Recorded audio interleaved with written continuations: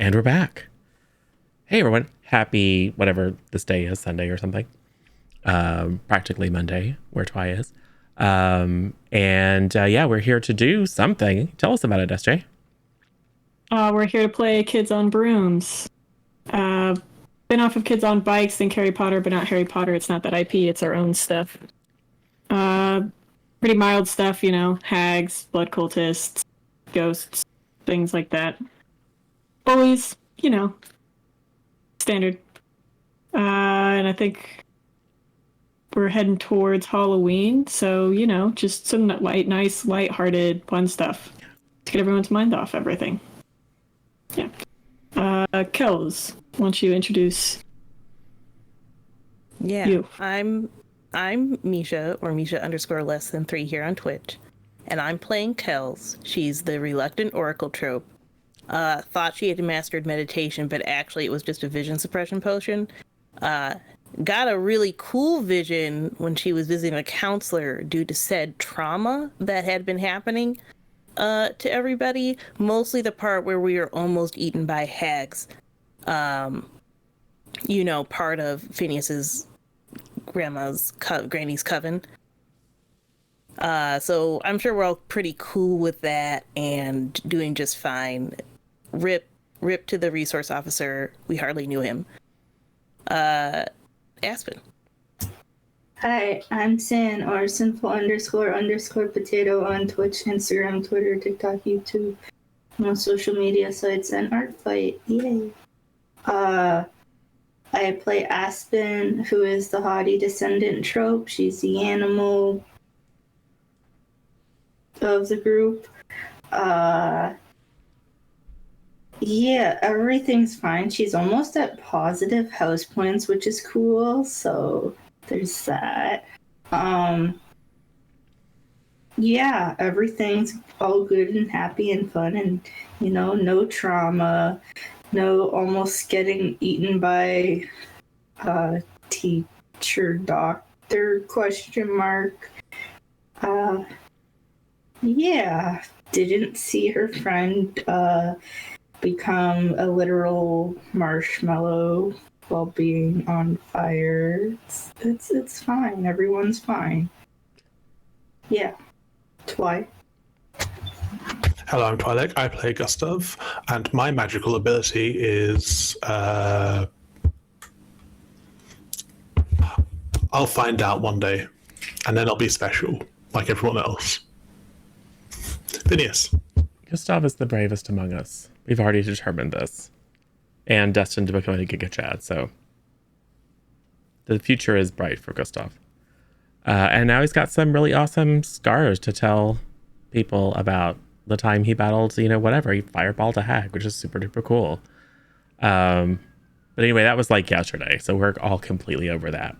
I'm Zero. I'm playing Phineas, who is look, let's just get it. Okay, everyone else is a snitch. 2 of them were involved with the mob. Aspen has committed assault with great bodily harm multiple times. Phineas does have some family of origin issues, but he's morally sound, and he tries to save people and make people happy. And things didn't go great last time. There were some teachers and children who were eaten, but it could have been a lot worse. And now everything's fine, except for his favorite teacher is stuck in magic jail in a hag body, maybe, question mark? And his granny is free out there somewhere. But Yeah, and she said she'd come back. yeah, but When the time is right. like when things change, like sometime far in the future. So it's fine. And we all got At lots the of rate house we're points. going, it's going to be in 2 weeks. Right. But you know, and we all got lots of house points. It's great. Everything turned out okay. Yeah, you guys did get lots of house points, so which is actually really good because some of you really needed those house points. Because that's positive, Aspen, you're close. So, you know. I think last we left off, yeah, Kels, why don't you give me a grit roll? Because you were in the counselor's office.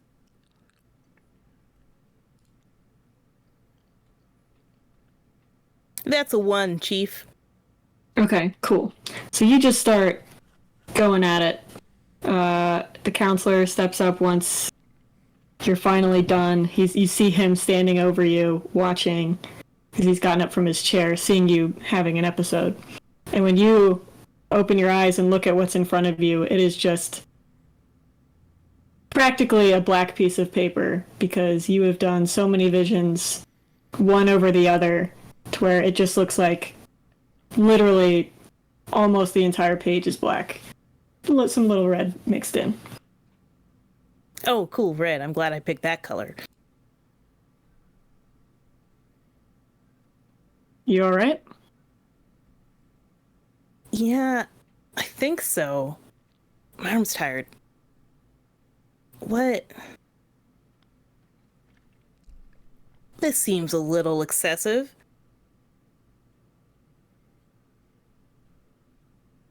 Given the potion, I assume it's just all catching up, but he looks at his watch. You were at it for a bit there. What time is it? Or not that long. It's only been maybe 35 minutes. Oh, that's kind of a long time.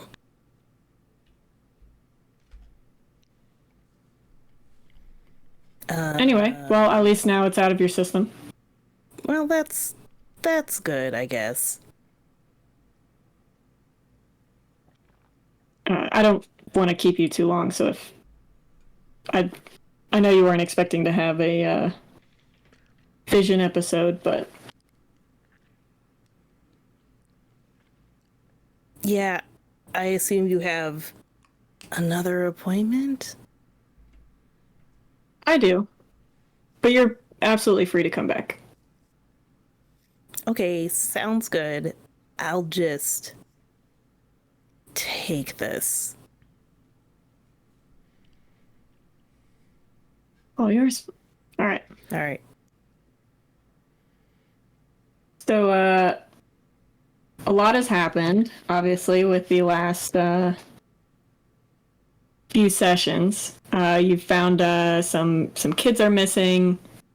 You still haven't found Miss Mesmer or Dr. Tetsuya. Obviously, Professor Levi, which the running theory is he is sitting in confinement wherever Phineas's grandmother was being kept, and certain parents aren't super happy. They, of course, had to hold another town hall meeting. Some students actually have been pulled from the school. Hells. Why don't you give me a charm roll? I'm about to be pulled from a school, y'all. I'll see you later. That's a 2. Great. So, your mom, of course, calls you, or makes you call her, Yeah. and wants to get the full rundown of what happened, essentially. What did I tell you about the hag kid? Mom, it was like 4 days. What am I supposed to do? Just not hang out with him? Yes. Listen, I don't know. If Dr. Tetsuya had been the hag the whole time, they had plenty of opportunity to eat me before they tried to eat me the second time. So maybe they were waiting because I was actually friends with Phineas.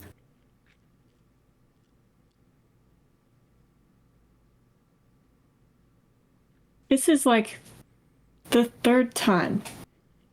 Do you understand, Kels? Yeah, it does seem like a lot of times, actually. It has not even been one semester. Well, And you don't think hanging out with the hag spawn or the little blood cult kid or the one with negative bajillion house points that can't seem to do anything but talk with their fists, that's not affecting anything?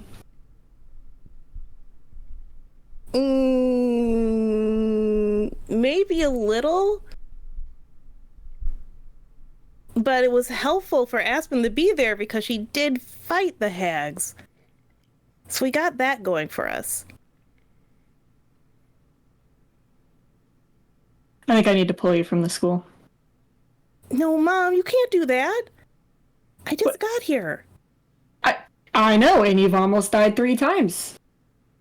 And I told you to stop hanging out with these people, and you're still hanging out with them. It was Clearly, 4 you can't. days, Mom. I can't just make new friends in 4 plenty of days. time, apparently. Not with that attitude. Okay, What happened to Rith? What happened to the nice Rith boy? You not, anything happen where, you talked to him lately or anything? Yeah, he's at my transfiguration class partner now. See, it's like destiny. Right. Well, listen, I'll hang out more with Rith, and we'll just see how the rest of the semester goes.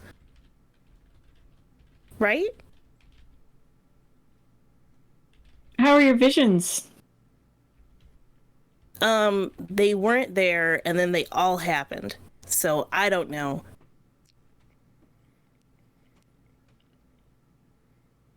But none of doom and gloom lately?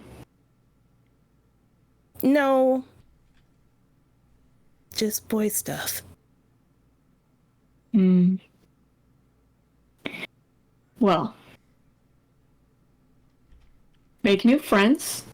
Tell me how it goes.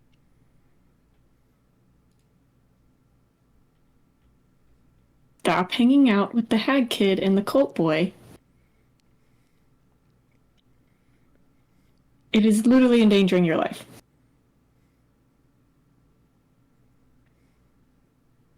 You can be nice to them. Just maybe stop associating with them so much. Sit at a different table. Okay. Besides, you should be broadening your horizons anyway. You want to make more friends. If you just seclude yourself to some cliquey little group, it's not going to help you. All right. Great. So, call me this weekend and let me know the friends you've made. Okay. This sounds a lot like a homework assignment, Mom. If that's going to help you, absolutely think of it as a homework assignment. All right. All right. Love you. Bye. Bye. Let's see. Aspen, Gustav, Phineas. How are you guys feeling after the recent events? I'm very worried that Miss Mesmer hasn't turned up again, because she is the linchpin. Without her, Professor Ames is doomed to die alone. Professor Levi is doomed to die alone. There's just nothing worthwhile at this school without Miss Mesmer. Apart from, education in the future and all of that boring stuff. Right. And Ophelia. How you feeling about the scarring on your back? Or, literally being burned alive? Don't particularly like the scars. I don't show them off to anyone or anything. Fair enough. Phineas, how are you feeling? Well, it sort of evens out, right? There's the whole people got eaten, which is bad. But then there's the whole a lot of people also didn't get eaten, which is good. And whatever doom was about to befall us was at least delayed, which is good. But Professor Levi is languishing in prison, which is bad. So it's all kind of neutral. And it's just like, Oh,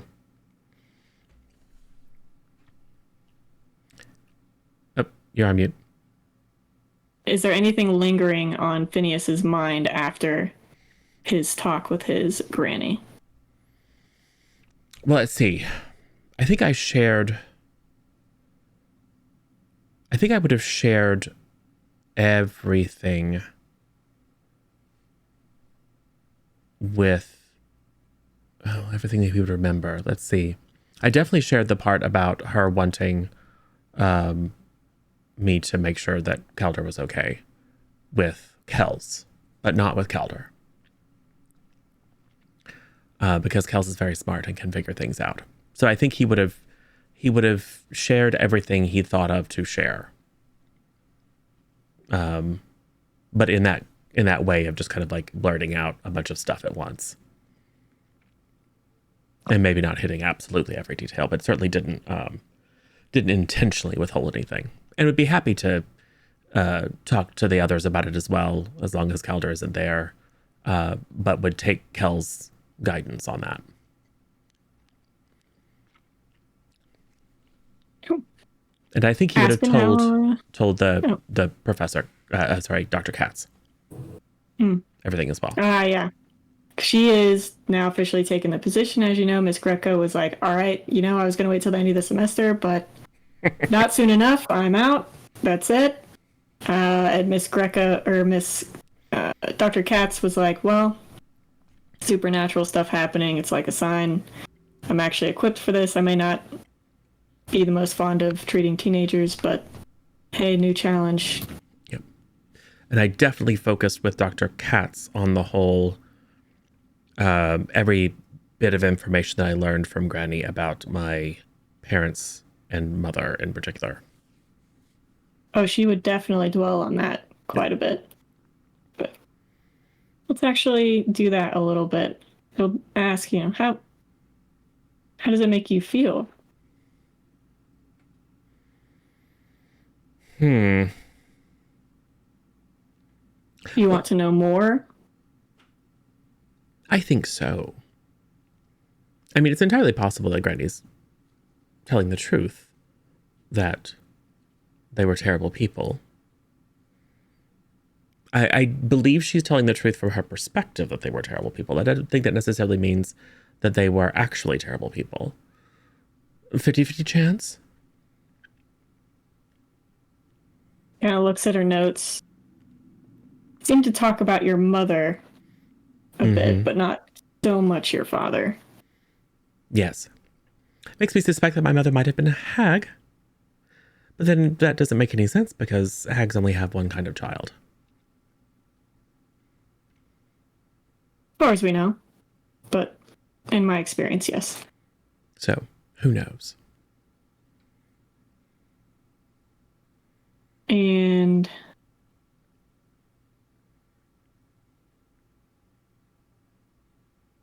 what would you... Do you have a book about hags?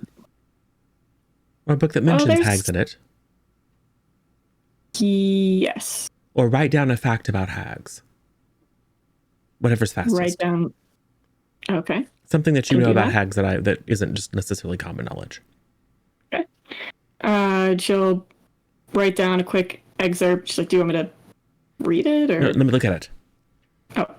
She'll hand you the sheet of paper and it'll just say, there are many different types of hags, shadow hags, sea hags, and so forth, kind of just listing some of the hags she can off the top of her head.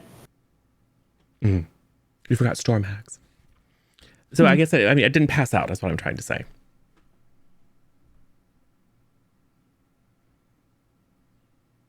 Maybe it's not the part that she wants to keep hidden from you.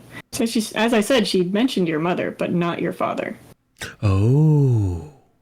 I don't know what that means.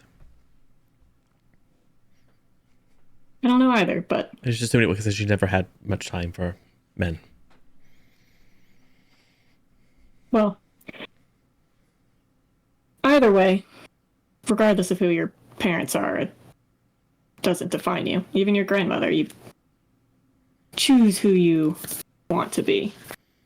That's true, and I've given that advice to Calder enough. I believe it to be true. But I am somewhat worried that everyone's going to blame me. I mean, they blame Calder for things that his family did that he had no control over. I see no reason why they wouldn't blame me.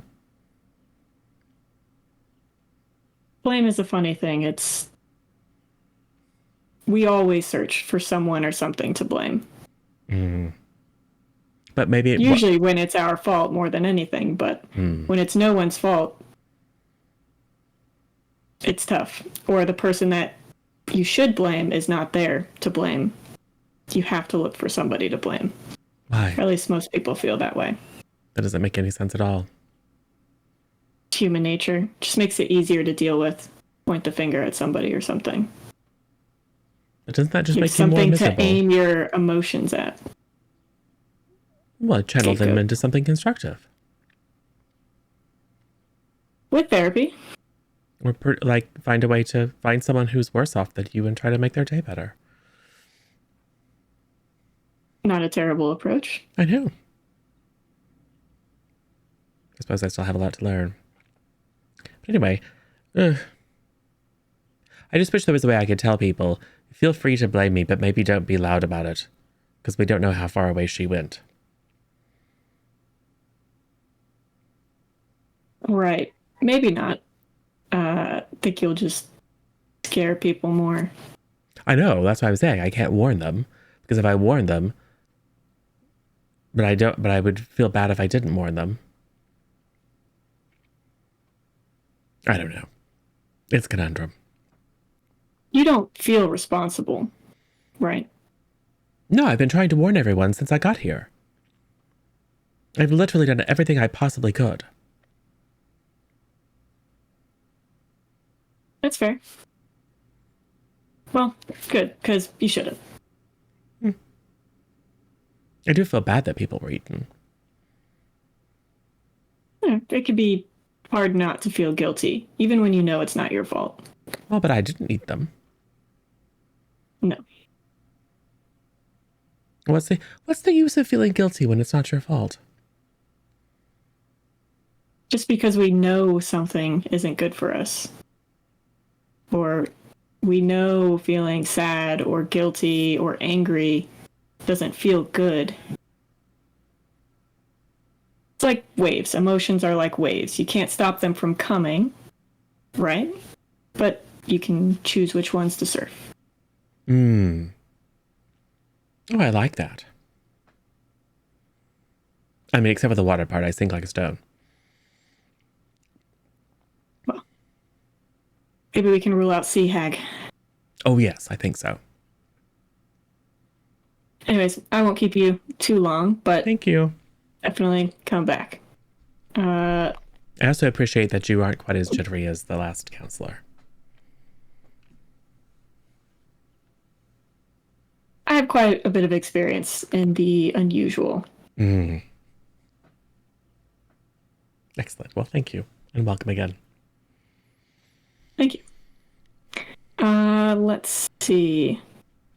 So the school is buzzing around, and there's definitely a lot of rumors and gossip floating around about. Obviously, it was Hag, so everybody's looking at Phineas.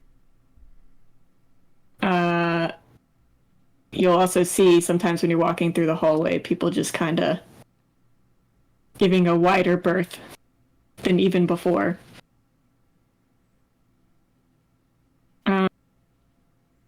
Just go to a meal. You guys can talk things over. And they've started shifting things, trying to get everybody's attention on the upcoming Halloween event, All Hallows Eve, because they want anything else but the Hag attack to be on people's minds. They've actually even given you guys off school on Monday of the actual holiday so that everybody can celebrate. Yay. More time off. You can still study. Yeah. What's the custom? I'm not 100% sure. We didn't really do that much at home. And we looked at Aspen, who should probably know something.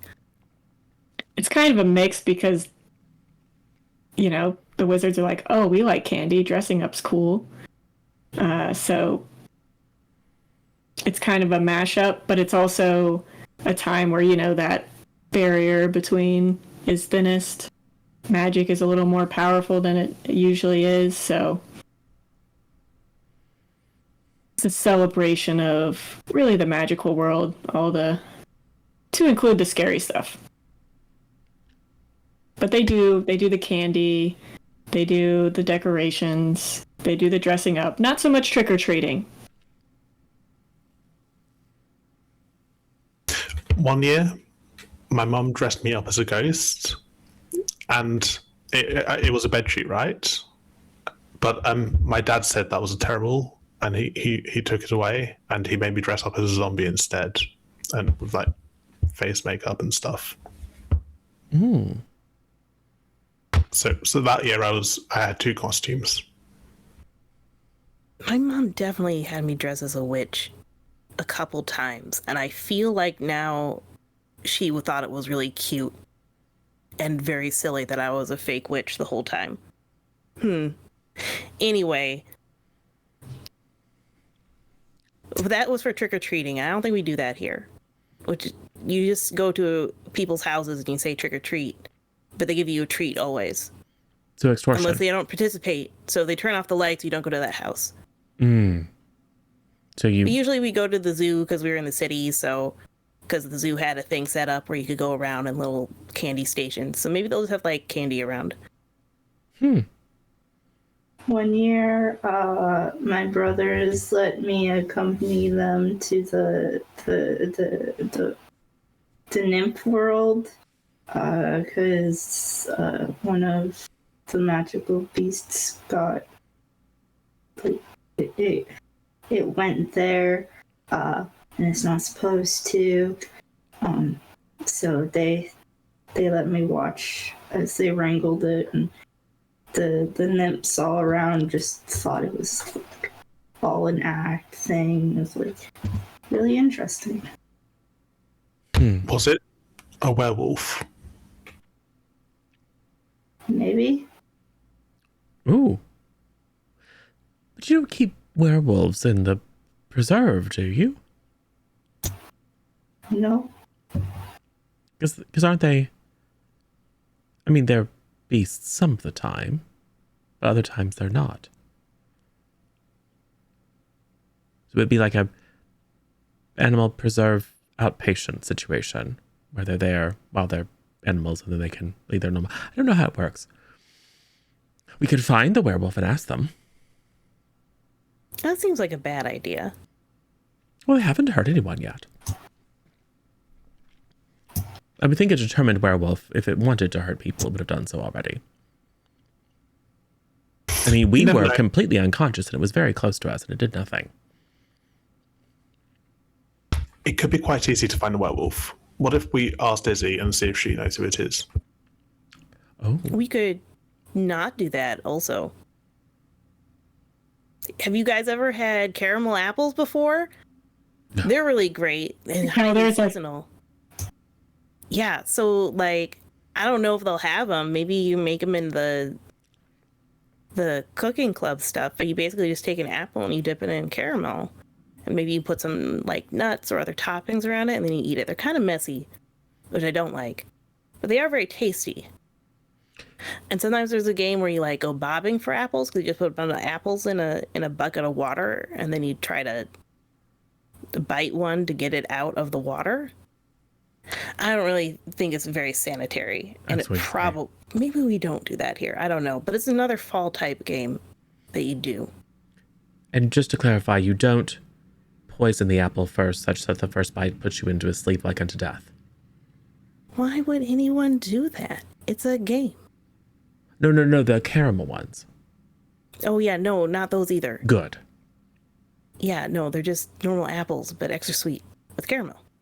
Oh, well, we could certainly make them.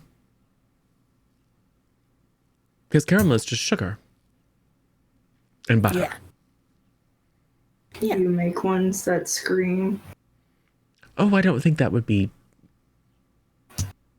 I don't know, I don't think that would be the... I mean, yes. Why have you both come up with the least pleasant scenarios for these caramel apples? Oh, I wasn't suggesting it, I was just clarifying. Because apples, you know... There's some history there. But no, I think we make normal ones. Or we make caramel apples with a little extra something special. Like, every bite changes your voice to something fun and silly. Or, I don't know, they tickle your toes, or something light and humorizing, humorous and distracting. Fun fact, did you know that helium is actually radioactive waste? I only understood a few of those words. I don't think helium's radioactive waste, Aspen. Why would they fill balloons with it then? Because they don't know what helium actually is. Question mark.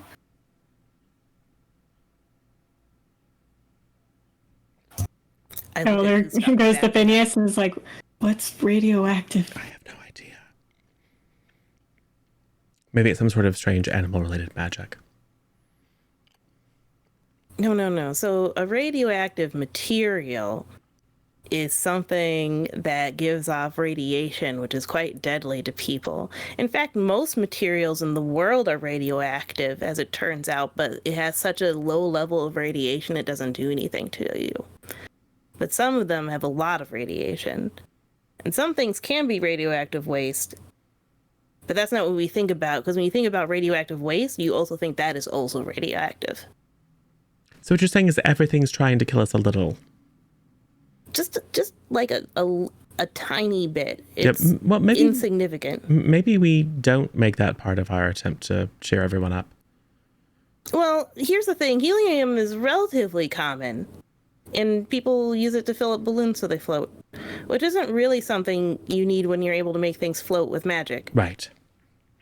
So that's why when we have... I don't even think anyone uses balloons. Everyone thought the balloons were really weird when we bought them for the... And they were very contest. expensive. Yeah, they shouldn't have been. If I bring a pack of balloons here, I'll make it rich. That's actually a good idea. Yes, why don't students with NIMP parents just get them to send them regular things like flip-flops and, I don't know, ping pong tables, and then sell them to that shop in the village and make a bunch of money. I assume it's like a niche market, and they probably don't pay as much for what they're charging. And also the school doesn't like you bringing things like that in, so it's a little contraband. Okay. Not everything, but several things. Oh. But we can anyway. But I love the idea of making caramel apples for everyone. I mean, not everyone. Maybe we could have pumpkin carving too. Mm-hmm. That's the other thing, because you make little faces on you hollow out a pumpkin, and you take out all of the guts, and then you carve a face on it. Oh, why? Decoration? You put a light in it, it's like a lantern. No. It's also kind of messy. We tried that once with one of the creatures. It didn't go well. You tried to hollow out a creature and put a candle inside. That sounds horrible.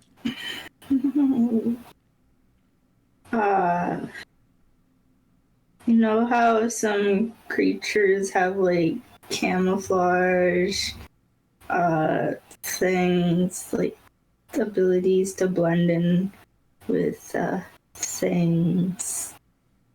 Yeah.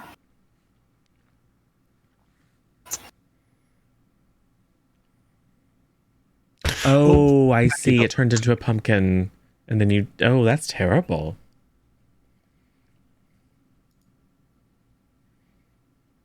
I think these are the opposite of the types of stories that we should be telling people,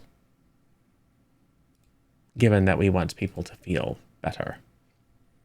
Well, I want people to feel better. Everyone seems to be a bit on edge. Well, the school has a kitchen, and the school has a swimming pool. So we could make the largest bobbing for apples tank ever known.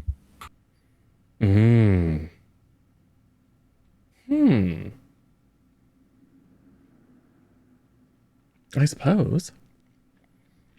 We could always check with Brigham and see if it would be all right with the team. Yeah, I don't think it needs to be very big. And I'm not too sure how many people would participate if we're the ones to make these things. Unrelated, my mom's gonna pull me from the school if I don't make new friends. So... I think making new friends is a good thing. We should always be making new friends. Yeah. Maybe we should. The last time I tried to make new friends, it landed me in detention. At a different school. At a different school. Oh. Well, you are almost out of negative house points, right? Yeah, I think that I have like -20, so just gotta do one really good thing and then get like 25 house points and then I'll be +5. Or do like 5 small helpful things.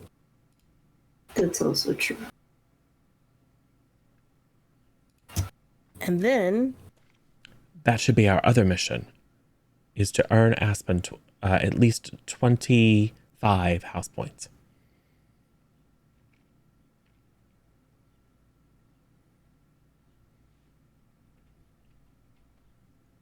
So make everyone feel better. Making everyone feel better will be helpful in making new friends. Right. If you like Kells, I'll ask around in the common room and see if anybody will want to be your friend. You don't have to do that, Gustav.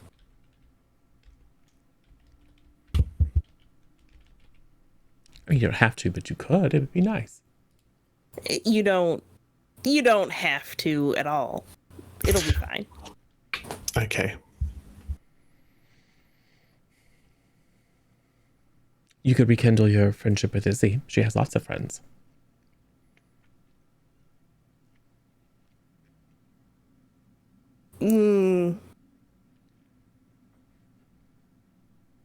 A person could do that. So which teacher did we ask about using the kitchen? Oh, I should know that. You should know that. I think you are in the... I am in some sort of club. Yeah, I'm cooking in cooking club. club.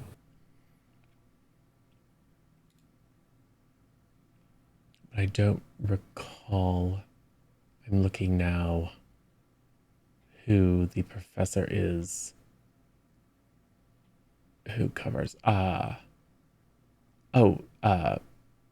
chef Apicius.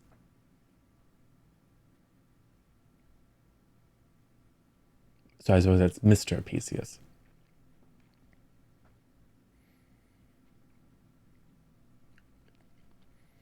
So we can ask Mr. Apicius if we can have some. Let's see. Oh, and we'll also need to talk to someone about the appropriate charms to use. Because it wouldn't be... I mean, we should try something minor to make them extra special and magical. And we can talk to Chef Apicius about having the necessary... what we need. We need a double boiler. We would need some special flavorings, because just plain old caramel won't cut it. And some lovely apples. Should be easy enough.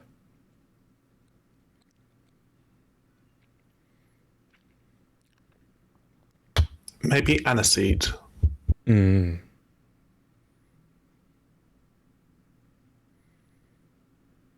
little wormwood for a little bit of bitterness. And chocolate. Chocolate over the caramel. Yes. All right. Oh, we can paint little faces on them in black and white chocolate. Yeah, and then they can be like the little jack-o'-lantern thing. I was thinking shrunken heads, but yeah. Yes. Perhaps we could charm the faces to move and talk silently. Oh, like smile and wink. But we have to make sure that the faces aren't too realistic, because I don't think anyone wants to bite into a face. I learned that with my gingerbread children. I mean, the brave students didn't mind breaking off an arm and a leg, but when it came to eating the head, you would be surprised how many trays I had with nothing left but heads.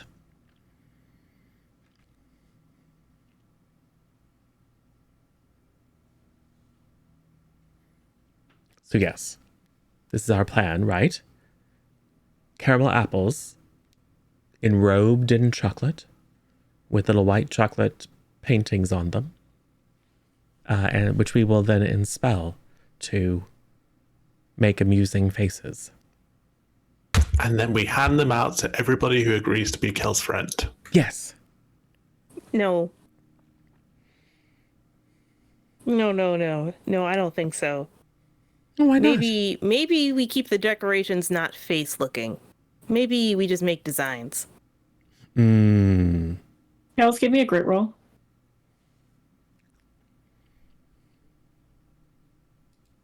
Six. Okay. Do you want to have a vision right now? Or do you want to hold it off for a few minutes at least? Where are we? The cafeteria? Mm-hmm. Yeah, this is probably fine. I get that face like when you're about to sneeze and you think you're holding it in for a second. Yeah. And I'm like, oh, hold on a minute. And Give me a brain roll. Get out the stuff and the things. And then we all look because we know that face.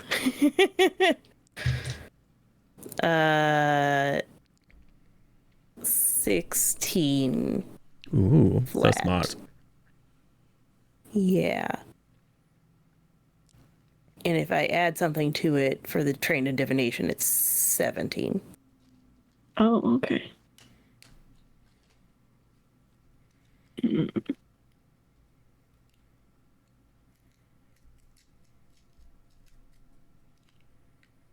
There. Cool. So it's a vision of a squid taking down a raven or crow as they descend. Oh, I don't like that. Yeah. Especially since two of you basically have a raven familiar. Where does the squid come from? Cephalon?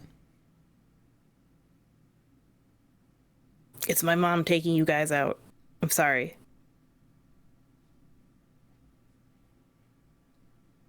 Is your mother squid-like? No. But she was in Cephalon. Aspen, when potato dragons get a bit older, do they develop tentacles? Yes. Do they? Question mark. Or just Yeah, lots of it's like- eyes?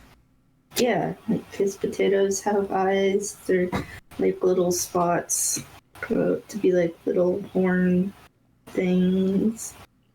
They're like eyes. Vidius, Yes. I think the vision means that Aspen is going to punch you one day. That seems Sorry. incredibly likely. I mean, she We already all live in fear of being punched by Aspen. froze me solid in the Forbidden Forest, which I haven't forgotten. The good news is I didn't tell Granny, so she didn't eat you. All right. Hang on a second. We were definitely on the eat list, though. Like 100%.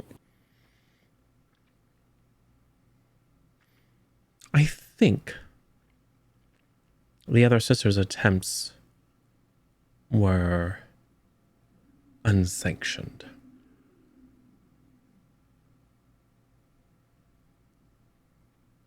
If you say so. Was I on the eat list? No, of course not, Calder. None of you should have been on any sort of list. I was almost eaten, period. Mm.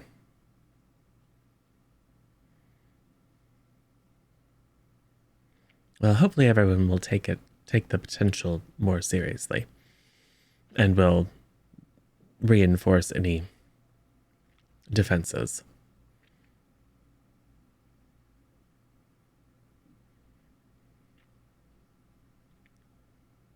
But I think the hope is to distract our fellow students from the horrific events that have occurred multiple times. And I anticipate that this event is one that they will feel more distressed by, because it actually impacted more people. I don't think people minded when it was just us. So anything we can do to bring a little joy, get Aspen some house points, and help Kels make a bunch of new friends. Okay. So, Kels, you and I, let's go and look up a charm to charm the apples.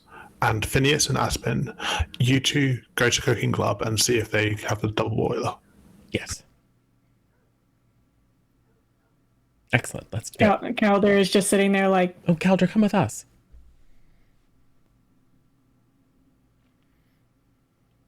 I will show you how to use a candy thermometer.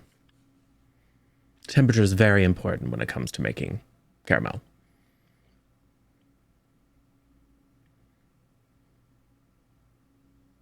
cool. So you guys ready, break, split up? Yeah. Is this like a school day? The weekend? It can be. I was Like, it can wondering, still be that weekend, or it can just be sometime in the middle of the week leading up to Halloween, because Halloween is this weekend, with Monday being actual 31 October. Okay. Mostly just wondering for the logistics of, are some people in detention? Do we have clubs? Gotcha. Yeah. We could say this was dinner after a school day. Okay. And how long is Aspen's detention? Or Till the end of the detail? semester. Oh, okay. And that's usually after dinner or before dinner? Before dinner. Okay, Usually cool. during like the club period. I see. Cool. Excellent. Come along, Aspen. Have you been to the kitchens? I don't think I'd be allowed in the kitchens, especially since I'm not allowed in the kitchen at home. Ever since that last baking incident where I kind of almost burned down the house trying to make, eggs. It's fine. Maybe we'll put you on decorations.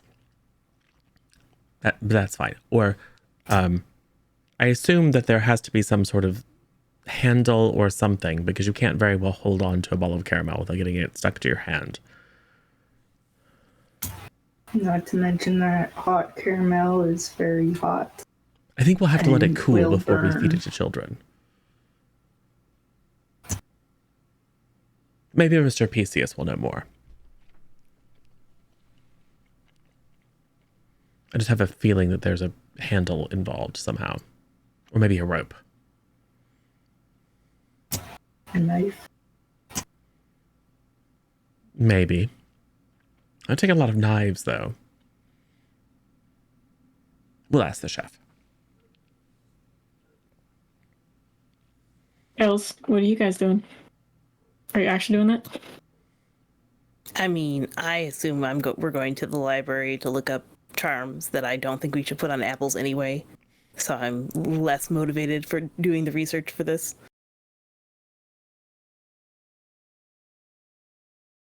Fair enough.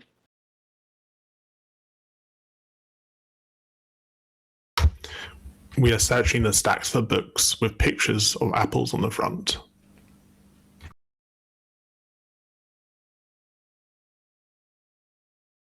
That's not even how it's. I mean, that's going to be organized, tough because you're Gustav. looking at a bunch of spines of the book, so you'd have to pull out each book and be like, nope, no apple, no apple, no apple.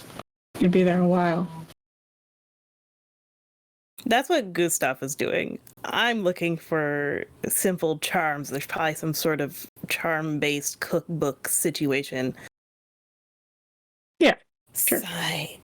She says, I'm just going to spend an AT to find some useful information in a book because despite not wanting to do this, Kels does like being right about things. So... Fair enough. So in a sort of magical baking book, you see that typically you don't necessarily charm food. It's usually more of a potions-based type thing, like the kinds of ingredients you use. There are a couple charms or a few charms that you can cast on food, but for the most part, if you're wanting it to have some sort of effect on somebody, it's got to be kind of part of the mix. Right, because we wanted the apples to taste different, or did we want them to have a little moving pattern on them? If there's a moving pattern, you could probably do a charm. If it's something more like external to the way it looks, or if it's like, oh, I'm just going to charm it to remain frozen or hot, that's a different story. But if it's an effect on the actual person, it would need to be more of a potion type deal.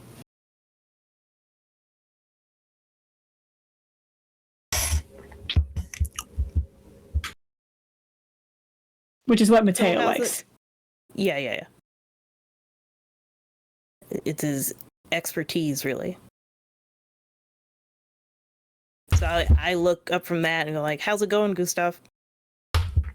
Well, I've looked at 30 books so far, and I thought about leaving them on the desk for the librarian to clean up, because that would make me go farther. But then I remembered that the librarian doesn't hate me yet, so I put them back. And you put them back in the right spots, right? I did my best. You did find a really cool looking romance novel called The Forbidden Fruit. Oh, yes. It's got a nice I am apple checking- on it. I'm checking that one out.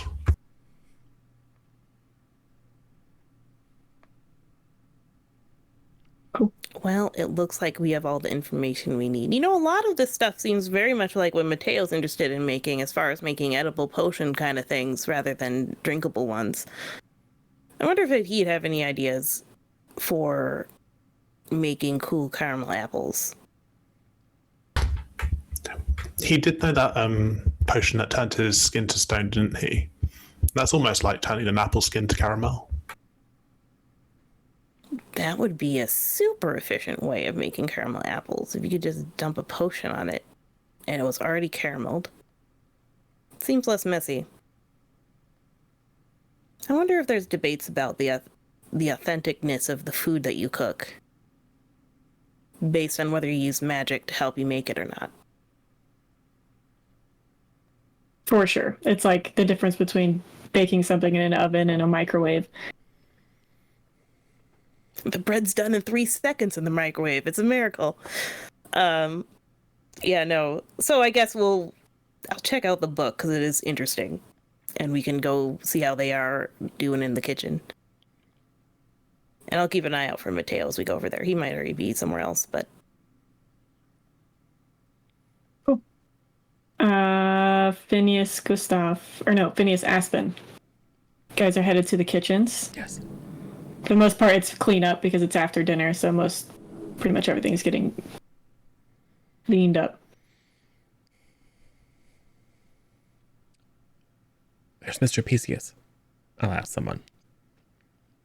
And they'll probably point to some back corner. And he's just cleaning off some of his stuff. Mr. Pisius. Ah, Mr. Rook. We had a How can I wonderful. help? Well, we had a wonderful idea for the All Hallows Eve festival. There's a tradition of covering apples with caramel. Yeah. It's a nymph recipe, I believe. Yes. And we thought that we could make a bunch of them and give them to people. I don't see a problem with that. All right, so we'll need obviously a large double boiler, appropriate, sugar, butter, vanilla. Someone suggested aniseed, any sort of other flavorings, a bunch of apples, and then something, probably not knives, either rope or string or sticks or something, so that people can hold on to something yes. that isn't caramel. Some like wooden skewers. That seems efficient. Yeah. And then we were thinking that we would paint designs on them in black and white chocolate, and then use a charm to animate them. So maybe like bats and the wings flap. Ooh, or maybe like a white chocolate moon and then dark chocolate clouds scudding across it. Ambitious. I don't know. I'm not very, very good at charms myself, but some of my friends are. Okay, well, main thing is the caramel is going to be very hot. Yes. So be very careful with that. And I would wait until it cools on the apple before trying any charms. That way you're not splattering hot caramel on any mishaps. Well, we'll have to let it cool to paint the chocolate on anyway. So we'll have to actually get it quite cool. And Calder will be our safety monitor. I will teach him all about the candy thermometer. Also, do you know any students, maybe the quiet, bookish type, who may be, very good students, very well behaved, but maybe just struggle a bit to break the ice with other students, maybe could use another friend with similar interests? First years? Probably so. I don't know too many first years unless they're in cooking club, unfortunately, as my class is an elective. I believe you guys already know Mateo. Yes. Breaking the ice. And I suppose it could be a second year, but someone who'd be willing to be friends with someone with similar interests who was a first year.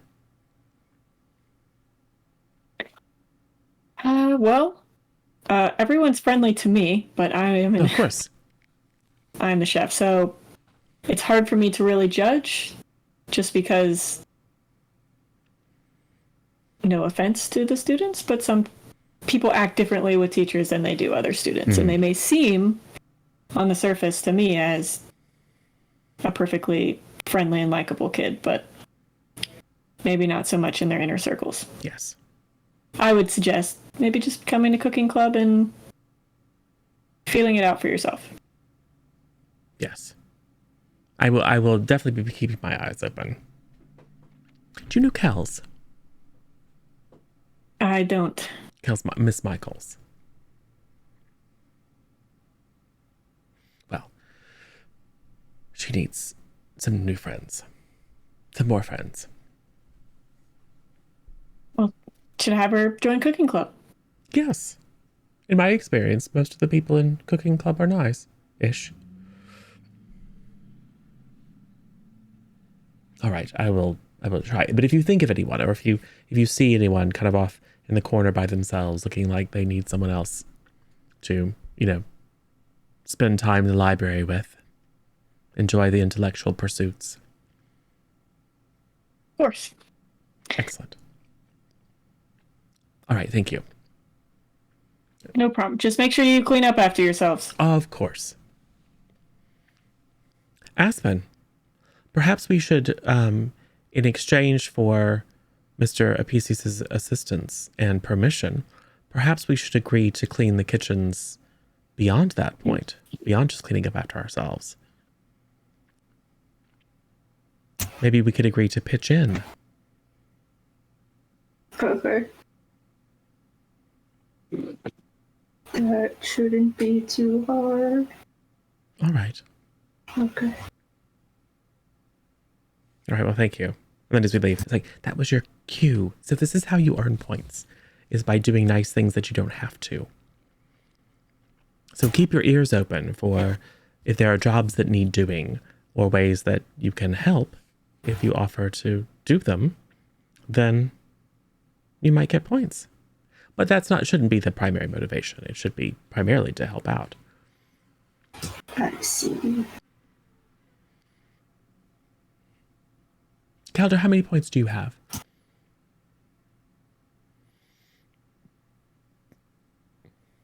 I know I don't keep track of them either. But you don't have negative points or anything, do you? Good.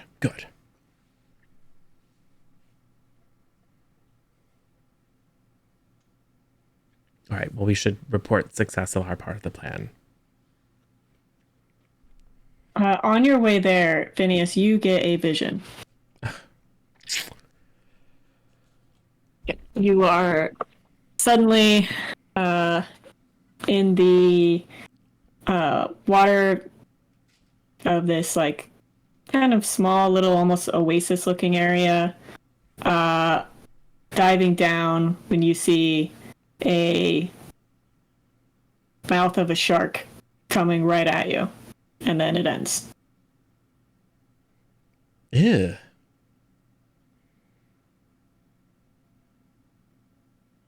Wow. And do I have any sense of who, like, did I see anything of myself? Nope, you were submerged in the water. Floating. Well, someone who, if I was holding my breath, wasn't a mermaid, might be eaten by a shark at some point in the future. So, I'm beginning to think this whole vision thing is, frankly, just a nuisance. Sounds like fun. Seeing people being eaten by sharks? Kind of. I don't know. Mean sharks don't usually like like you're more likely to get hit by a bus than be eaten by a shark, so Not in the water, you aren't. more likely to get hit by a boat than being eaten by a shark. I might believe that. What if you're underwater? Then it would have to be a submarine. And that Yeah. seems highly unlikely. Maybe. Well, we should ask Kels. I'm sure she has a full actuary table memorized. Relative likelihoods of dying by conveyance versus wild creatures. You get another vision. This one, it seems like the person you are is messing with a small creature, being not so nice to it. And then a much larger creature comes out and swipes at them, and then your vision goes black. I will describe the creature to Aspen, since she knows everything about interesting creatures. Aspen, give me a brains roll, difficulty 11.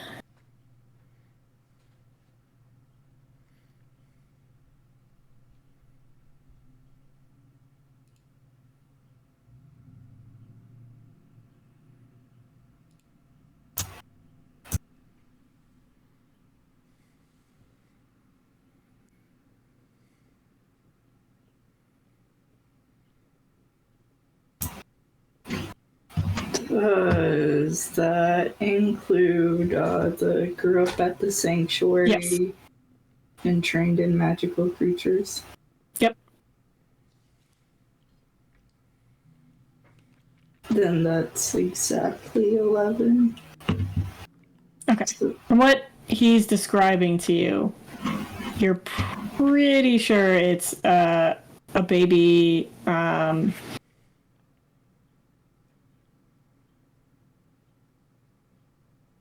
Well, yeah. So you're pretty sure what he was describing, based on the baby at least, that it's this creature that's kind of half lion cub, half sort of scaly gator-like creature.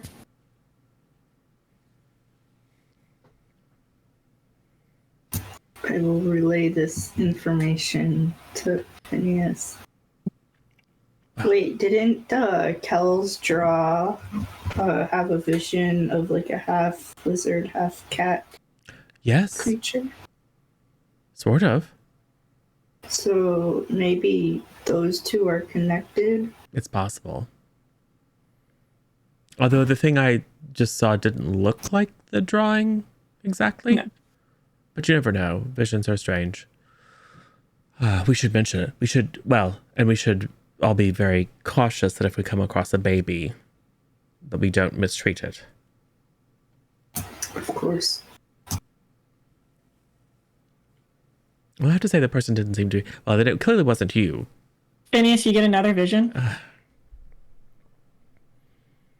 This one, the person is taking a potion and then starts coughing, and then the vision goes black.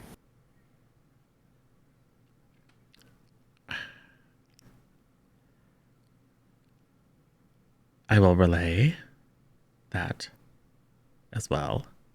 So it's like every 3 steps I just freeze for a second. Yeah.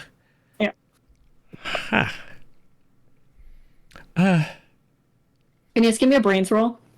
Yes. Before I roll, I will say, Aspen, Calder, why don't you guys go check in with Kels and Gustav? I'm gonna go see about something. Okay. Have fun. Be safe. Yeah. No, that's a 3. Okay. On my brains roll. Yeah, it's fine. Pretty sure you figured it out anyway. Yeah. I'm gonna go see if I can't find Tim. Cool. Well, where are you looking? Actually, I guess I'll go with them to the library because he's often there. And when I see he's not there, I would say, actually, why don't you guys report in and strategize further? And then I will head toward Stefan and see if I can find someone who will check and see if he's in there. Okay. Give me a charm roll. Difficulty 4.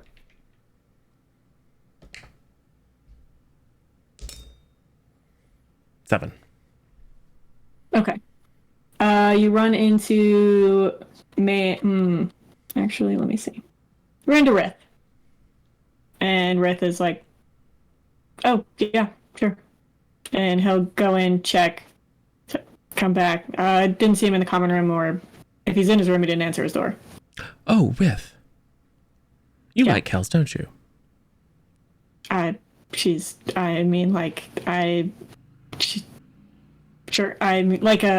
She's cool. Right. She's very cool.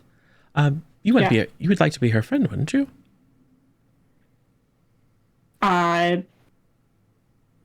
Sure, I'm a friendly guy.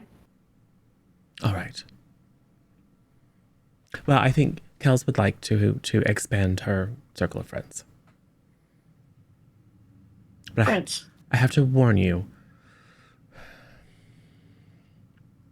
I think you may have to take some initiative. From what I've Well, seen, we are transfiguration partners now, so that makes it a Yes. little easier. I think you should invite her to do things outside of transfiguration class. Like study. She loves studying.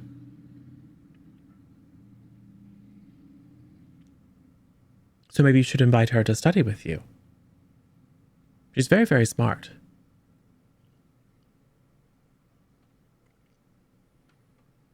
Yeah. Also, Do next that. time there's a dance, you should probably ask her.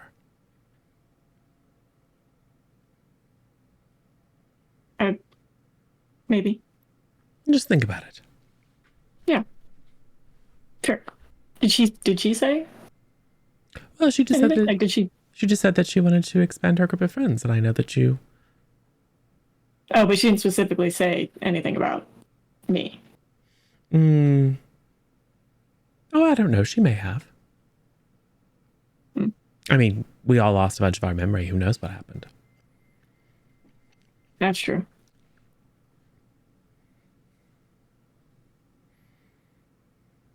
So, Good. Anyway, thank you for checking. Do you have any idea where he might be? No, Yeah. I don't talk to the guy. All Don't right. that he really talks to anyone. All right. I will leave and then ask Poe to look for Wolf. Okay. And then find Wolf and ask Wolf to help find Tim. Okay. Kels, Aspen, Gustav, what are you guys doing while Phineas is off again?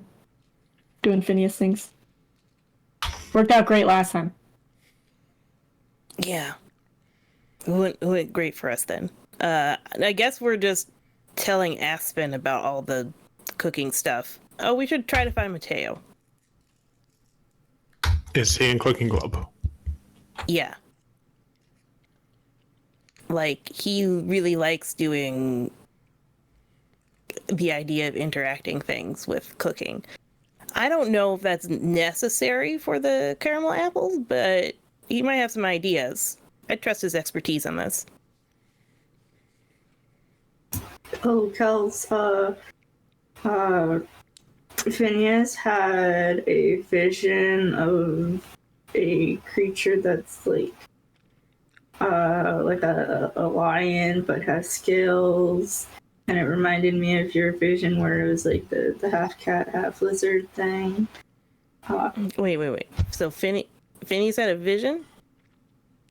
I think he actually had like 3-ish. He had 3 visions. This is very weird for you guys because you guys are not aware of him having visions ever except for Gustav. Gustav's the only one that knows that he has had visions in the past because it happened during the time you guys forgot. Yeah. Like, what did it look like? What did he do?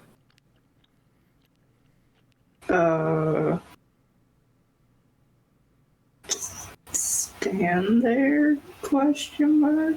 Yeah, it's literally like Yeah. just a half a second of like, ooh. You know, that's so Raven moment. Yeah. And then back. I mean, I'll pull out the binder with old visions and flip through. So it looked like this? Is that what that creature looks like? Like a half and half? Like that? Wouldn't it be a horizontal split instead of a vertical split? Aspen, you look at it and you're like, no, it's not the same. Okay, so it's something different. And what was the creature doing? Why is he having visions? Is that normal? I don't know why he's having visions. I know he needed to leave, so maybe he's going to check with the doctor. I don't know. But what it was doing, he said that there was someone mistreating a baby, and then like basically because the eyes are more on the side of its head, they would be like poking it between or like having it chomp on sticks and break them, just messing with it. Flipping it on its back. Animal abuse. That's not nice. Aspen, do you know what animal it is?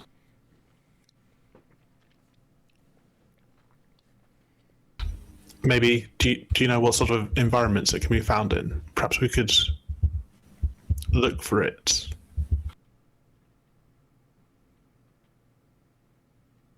They like oases in the desert. There are no deserts around here. Nearest desert's clear across the country.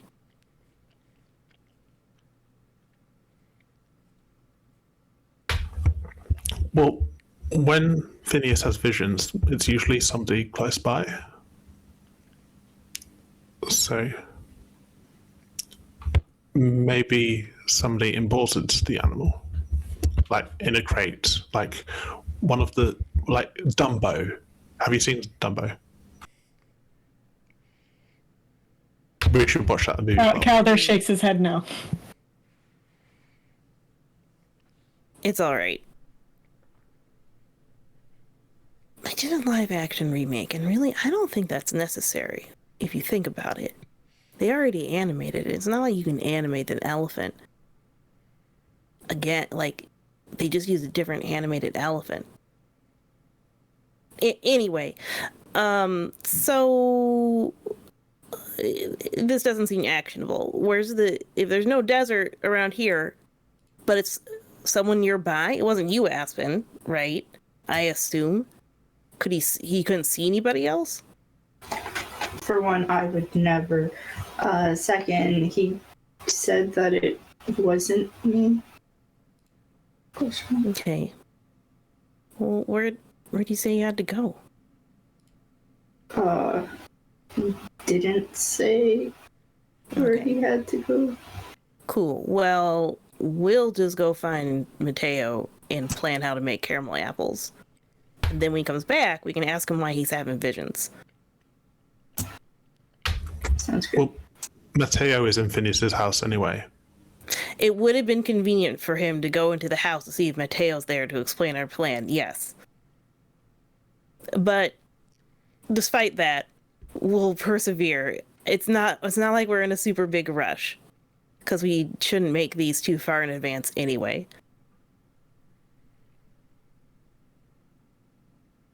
Cool. Phineas, Poe returns with Woof. And then they start to lead the way.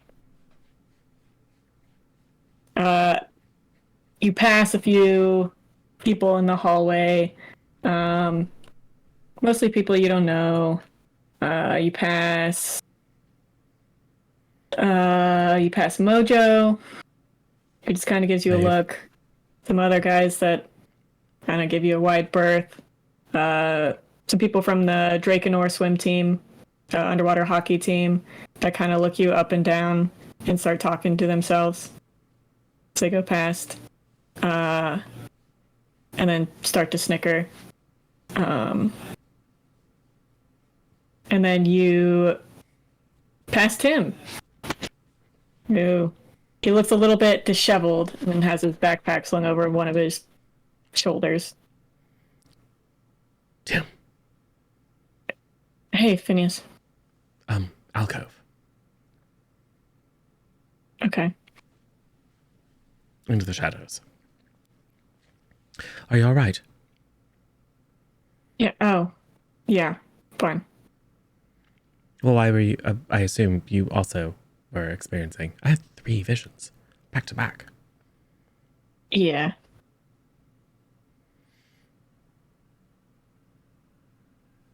It's fine. Just some jerks.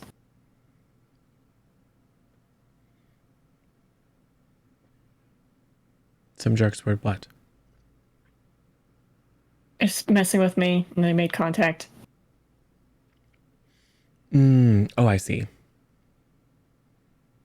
Well, they're all going to die in horrific ways, if that helps. Maybe, maybe not. Well, someone who would abuse a small, helpless animal is going to come to a sticky end, one way or another. Maybe you shouldn't be by yourself. Why are they messing with you? Like, to mess with the weird ghost kid, I guess.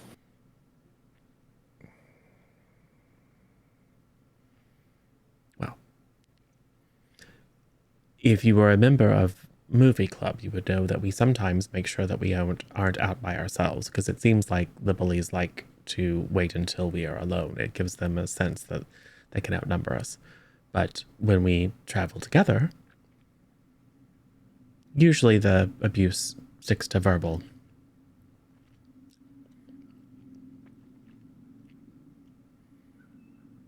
Can I show you something real quick? Sure.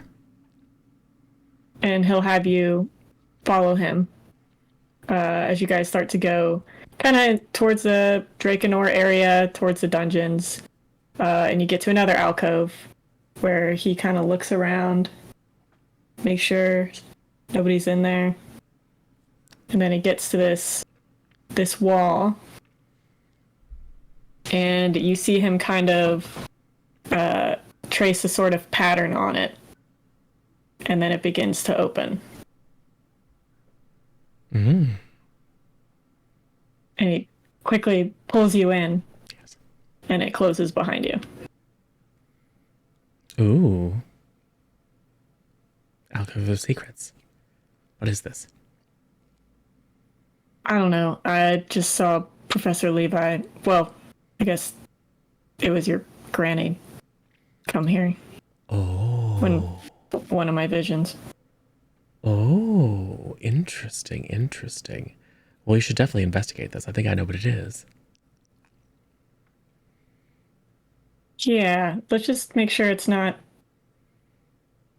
filled with any hags or anything first. Yes. You should definitely let me go first. It is fairly dark, Oh, we know, Charms. which, yeah, he'll take his wand, you take yours, light him up. Mmm.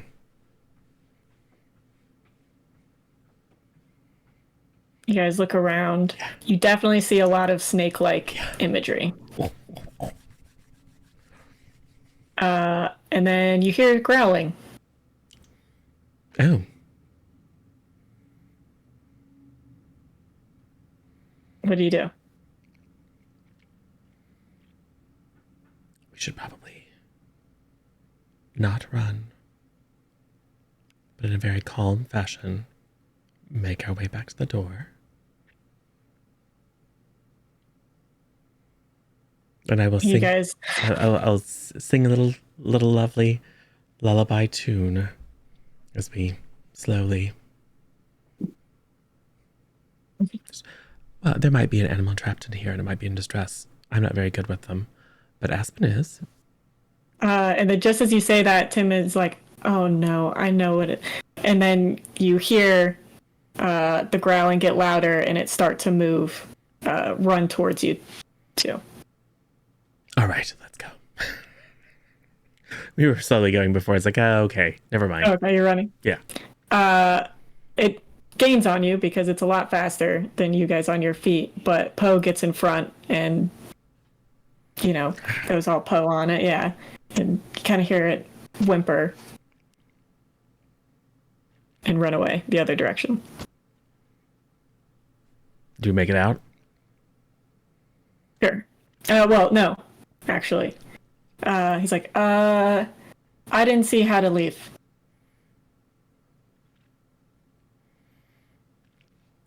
We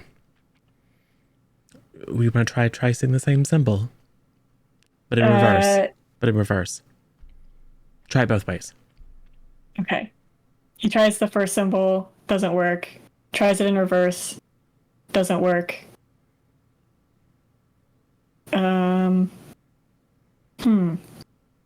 I didn't think the door was going to close behind us. He kind of takes his wand and looks around. Are you any good at opening charms? Probably as good as the next first year. I'm not good at them at all. Do you want to try, or should we look for another exit? What was it, Poe? He will try. He will say it's Professor Levi's bloodhound, Greer. Oh.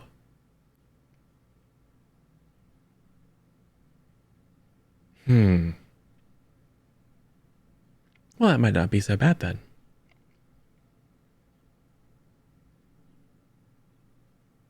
I wonder why Granny was coming here for it. Well, in my vision, she fed somebody to him as a small animal. Oh. Well, that's not good. You work on the door. Okay.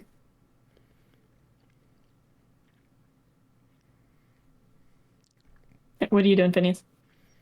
I will stand guard, and if I see Greer, I will do what I did last time we met.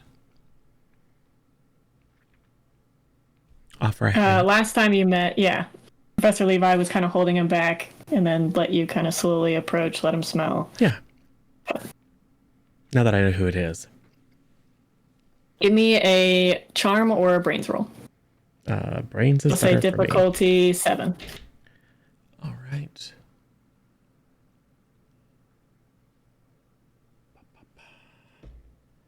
I will spend my 2 adversity tokens to make that an 8. Okay. It seems like he is extremely hungry, so he's a little less calm than he would normally be. If I have any snacks at all. None that he would eat. We need to get you some food, don't we, Greer? He's just kind of pacing, but he's not wanting to get another. He doesn't want to fight Poe. Doesn't really understand what Poe is. Yes. Well, if you know Professor Levi, you're clearly very smart. So we are going to bring you some food, and I will just talk to him. We'll bring you some lovely meat pies. You do see the ears start to perk up when he hears food. Yeah, we'll bring you some. We're going to try to leave now and go get you some. Have you been in here by yourself this entire time? You hear a click and the door start to open behind you. Tim's like, got it, go. That's fine. Stay right here. Stay. We'll be right back. Be right back with some yummy kibble for you. All right. Whenever he goes to follow, Poe just kind of like, and he's like, Stay, sit. Good boy. We'll be right back. And then, yeah. And then, what was the trick to getting out? Literally just turning the stupid snake statue. Oh, well, that's convenient. It's good to know. We should go get some meat, don't you think? Poor thing is in there starving. I guess. Is that what it eats? Meat? Well, you know better than I. I don't know. I just know from the perspective I was small. I mean, I think that I don't know, but I'm sure that, well, we're certain they do eat meat. So we'll go and snag some meat. Okay. And then... What kind of meat you grabbing?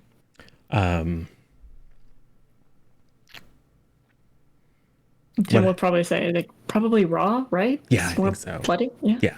Yeah. Just some haunch of raw meat. Mutton, if they have it. You'll pass Chef Apps, and he'll kind of look. He's like, I hope that's not for the apples. Oh, no. Okay. He just kind of gives a look, but keeps going. All right. Oh, and it's got a big bone in it. He'll love that. And then we'll go back and live up to our promise. Make sure the coast is clear. Yes.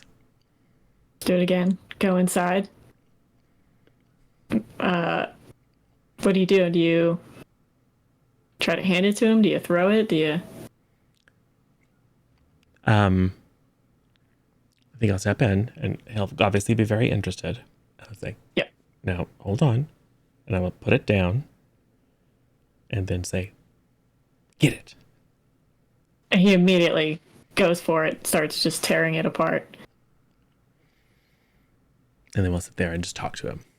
Good boy. Get it. That's right. Tear it up. Crack that bone. Well, we'll have to come back and see you every day now. And then we'll have to find out where you're pooping and clean that up. All right. Well, so now we have a plan. We have to come back here every day, feed Greer, and then leverage that opportunity to explore. Well, thank you for finding this.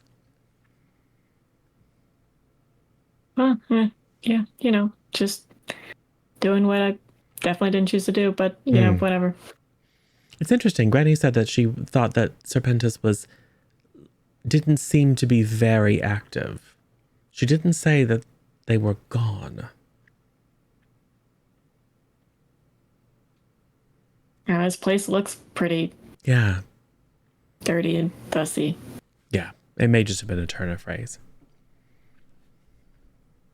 Ooh, I think we found our new hideout. All right. Well, good. I will make sure to let the rest of the crew know. Wait, you're gonna let them know about this? Don't you think How so? are they gonna? Well, they. Why them though? Well, because we're all friends. Yeah, but don't Gustav and Aspen have a history of talking about stuff that they're not supposed to? But I think they've learned their lesson, don't you? I wouldn't know. Hmm. I mean, Kels also tells people things that she shouldn't, so Well, I I'm don't not like... really eager for her to know anything else about me. Yes. Well, I don't like keeping secrets, but right now, all we know is that Greer needs taking care of. And maybe we can just make sure that happens for a bit and we can explore a bit and then see if there's anything that requires other people to know.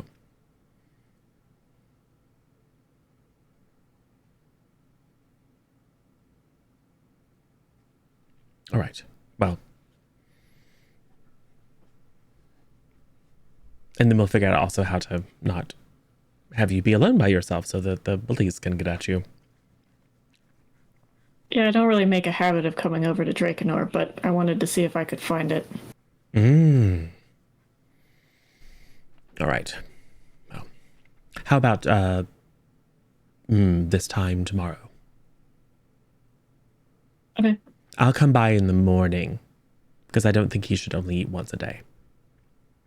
And then we can explore. And then we can, after we figure some things out, maybe we can work up a schedule. Okay. All right. And then if he eats more than twice a day, then maybe we'll have to bring some more people in to make sure he gets taken care of.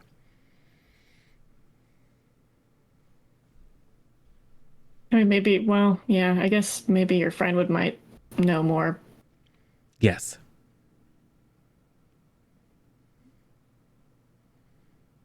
Aspen's really not very good at keeping secrets. No. Maybe there's a way you can ask her without her knowing what we're up to.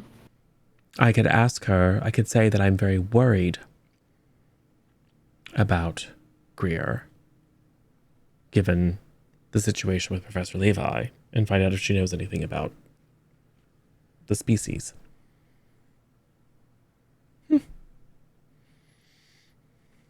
All right. Sounds like a plan. Well, thank you so much. Yep. Well, let's get you back Cool. to Cephalon. Yeah, I assume you guys will walk together, Yeah. yeah. And then eventually rejoin the library crew.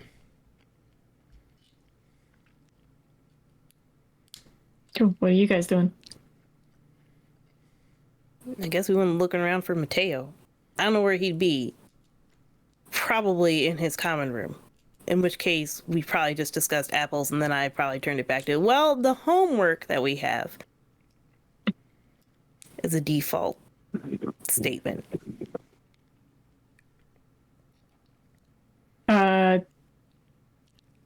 Talking to the group, or you're saying if you find Mateo? Talking to the group. If we find Mateo, we would tell him about the caramel apple stuff. Okay, you do not find Mateo. He's not in his common room. Well, I guess we'd have to ask somebody about that. But yeah. Well, I don't know where else he'd be.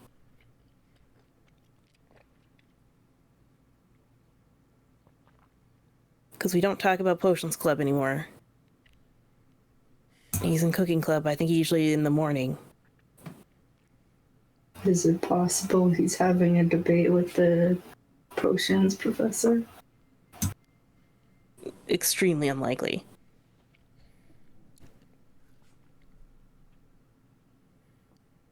I think he might know more. At any rate.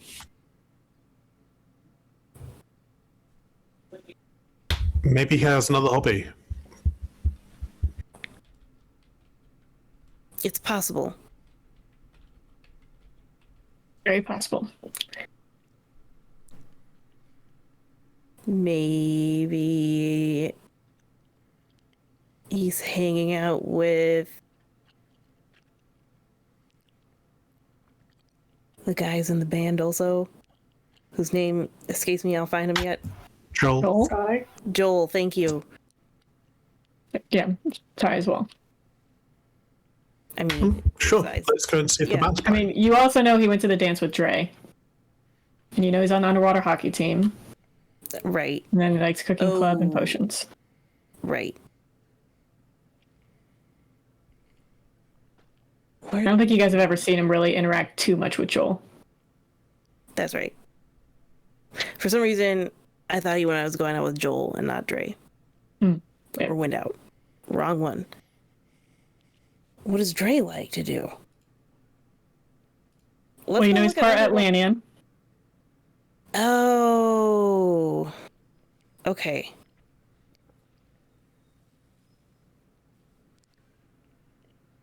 We'll go look where underwater hockey clubs practice. I don't know what their practice rotation is for who uses the pool. Not typically after dinner. Yeah. Yeah. Usually I all wouldn't those think so. practices finish up by then. Well, listen, we can talk to him later. Cool. Let's So do Phineas homework. comes back in when you guys are doing homework in the library.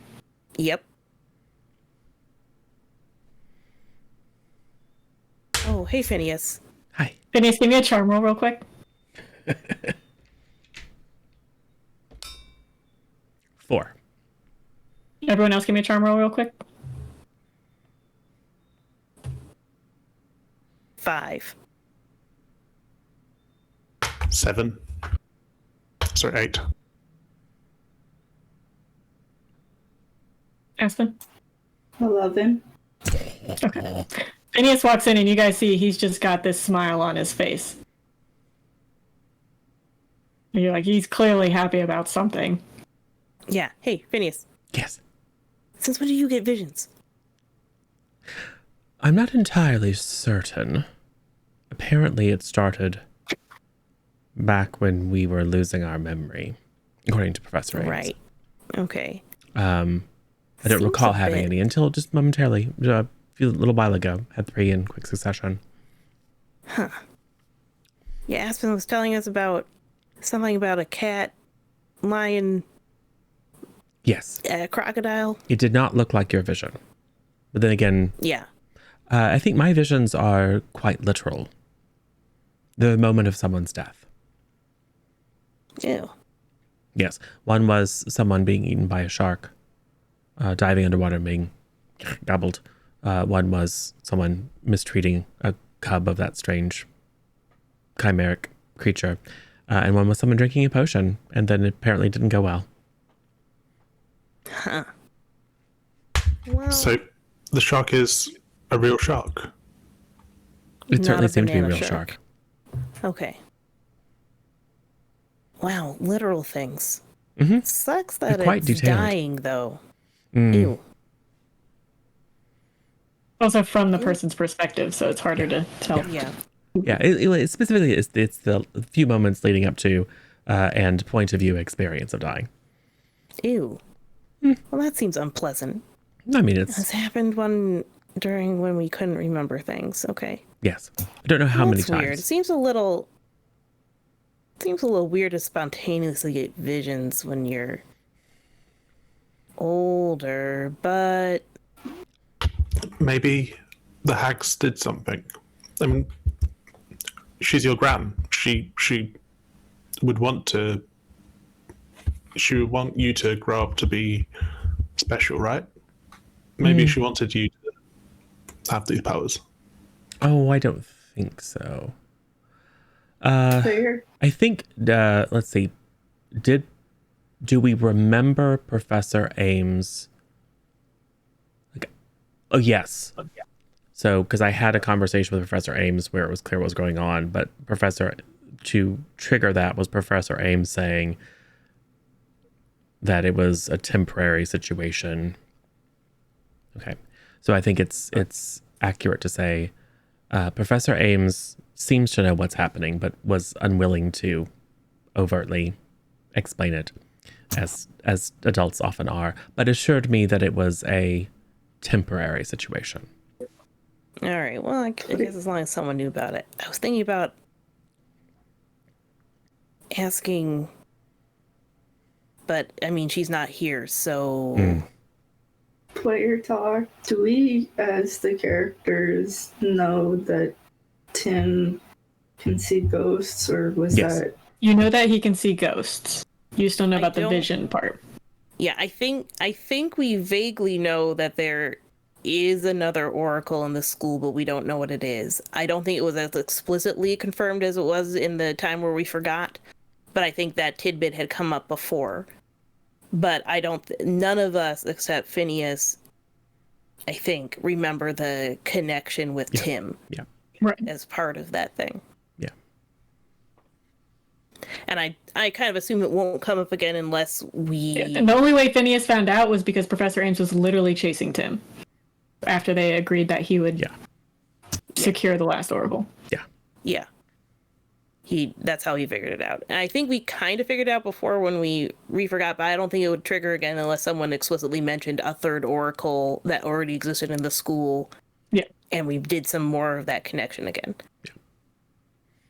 Phineas, we were looking for Matteo because he's into potions and stuff, and we looked up how to enchant the apples in the library, and apparently food magic is... I mean, I guess it makes sense, right?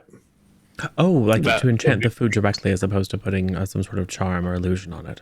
Interesting. Yeah, charms and illusions are probably good for any sort of animated effects, but if you want to do something to the apples themselves, it's like potions, and it's sort of like Mateo's interest, right? So Yes. he might have some good ideas. And maybe Kel's working with Mateo to define the ingredients and extra processing to add wondrous and delightful effects to the caramel apples could be your job. Right. Okay. So you can spend some time with someone and make friends. Oh, right. Yeah. Sounds great. How's your homework coming along, Phineas? Oh, we should probably do that. Some of us already have done most of it. Speaking of homework, if just remember that if your goal is to expand your circle of friends, if someone, say, asks you to study with them after class, you should say yes. Phineas, who have you talked to today about? We just had this conversation at dinner. You couldn't have seen that many people. Well, I went to the kitchens, spoke to a few people. I may have run into one or two others. Okay. Cool. Thank Kells. you, I think. Yes. Rowan says that if you want to make friends or something else, you should do this thing called negging. I don't think I should. I would never listen to a word that Rowan says if I could help it. Well, okay. I'm sure you know best because it's your relationship. But I'm sure Rowan will be happy to teach you all about negging if you just want to ask him. I'm sure Rowan would enjoy being a part of your circle of friends. I don't know if I could support that. Also remember that people don't really like getting punched in the face, so maybe not try to do that first interaction. I'll keep that in mind, Aspen, as I'm sure you do every day. Oh, Aspen. Bloodhounds. Just What do you know about them?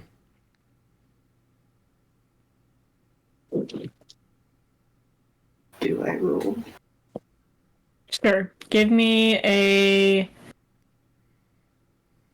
brains roll difficulty 16. But you got all your stuff. all your training and background stuff.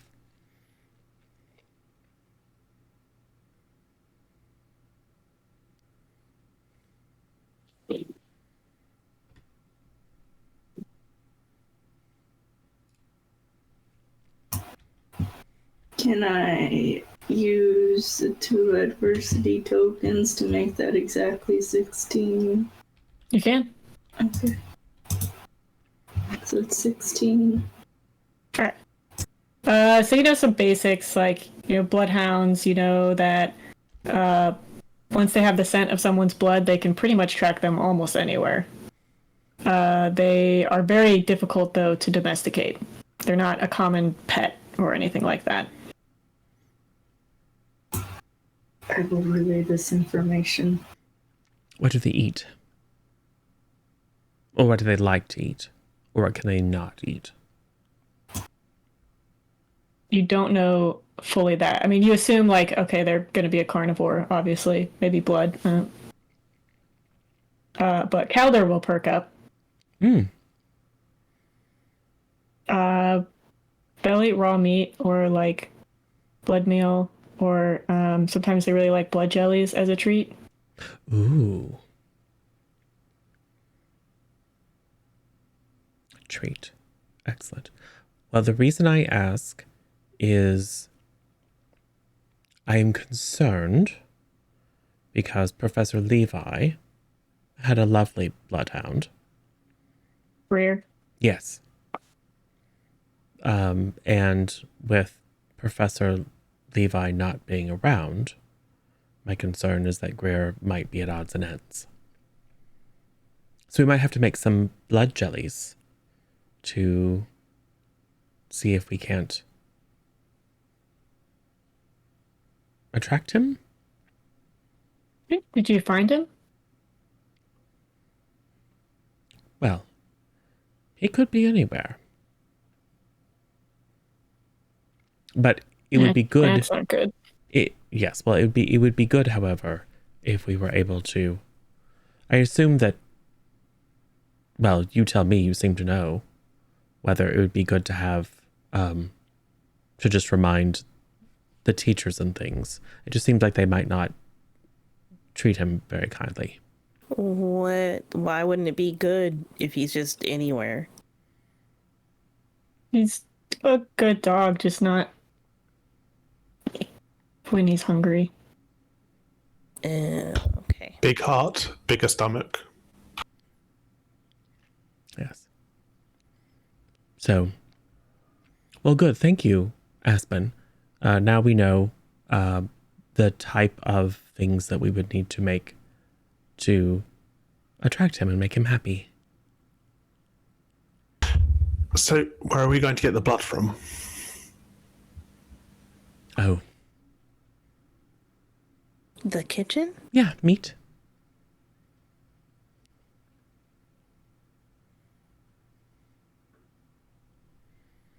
Because we could make blood snacks out of our own blood, and then No, Greer, no. Why then would you Greer do would be that? able to smell us, and then he would come to us. He would come to eat us. Why would you do that, Gustav? But we want to save him. Yes. Well, let's save that for Plan B. What about the forbidden forest? Oh, or yes. the not so forbidden, the restricted forest? Those seem like places where we would also give our own blood, Well. but in a different, worser way. If we go to the merely discouraged forest, we might be able to find something. Oh, I don't like the idea of killing something, though. You can buy them. By what? Treats and stuff. There's other animals that eat. Oh, do you think Good stuff. at the place in the village that we already have the sponsorship deal with? Okay, yes, that's also another. I kind of don't like meat in general. It just makes me queasy eating things that, Yeah. Anyway, good. That's what we should do. We should make a plan to buy some. Totally wasn't gonna suggest that I go all Fight Club on some people, get blood from there. Maybe next semester when you're not under threat of immediate expulsion. Makes sense. Maybe no semesters, if you think about it. It's true. It's true. But Greer isn't actually that much of a priority, right? Because Professor Levi knows where he is, and Professor Levi is in jail. So all we need to do is, well, we need to try and get Professor Levi out of jail first.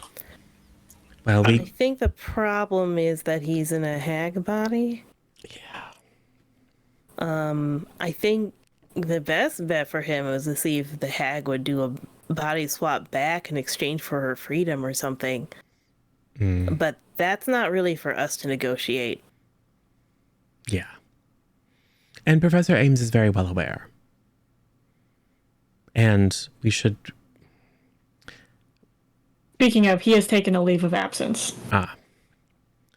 And it may be sensitive. So I suspect that Professor Ames is very motivated to help Professor Levi out. But I suspect it may take some time. And we just don't want Greer wandering around hungry. Well, I'm sure Greer is at Professor Levi's home, and the Spinet or whoever will have searched the place when they were looking for, when it became obvious that he was a hag. Law enforcement would have. That does seem possible. I will confirm with Dr. Katz if Greer was found at Professor Levi's house. I asked. Oh, you did? Wasn't. Oh, he wasn't? Oh. But if they find him, they'll probably put him down. Why would they do that? He seems lovely.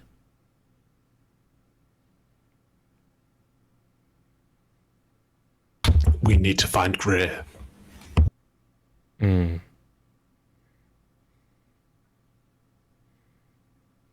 All right. Maybe Matteo knows a potion that can make blood smell even stronger. Mm. Probably not. Besides, we already have a favor to ask of Matteo. Sorry, Kels already needs to go spend some time with Matteo, working for some friendly cooperation. And then if people do threaten to put Greer down, I could always threaten them back to put them down.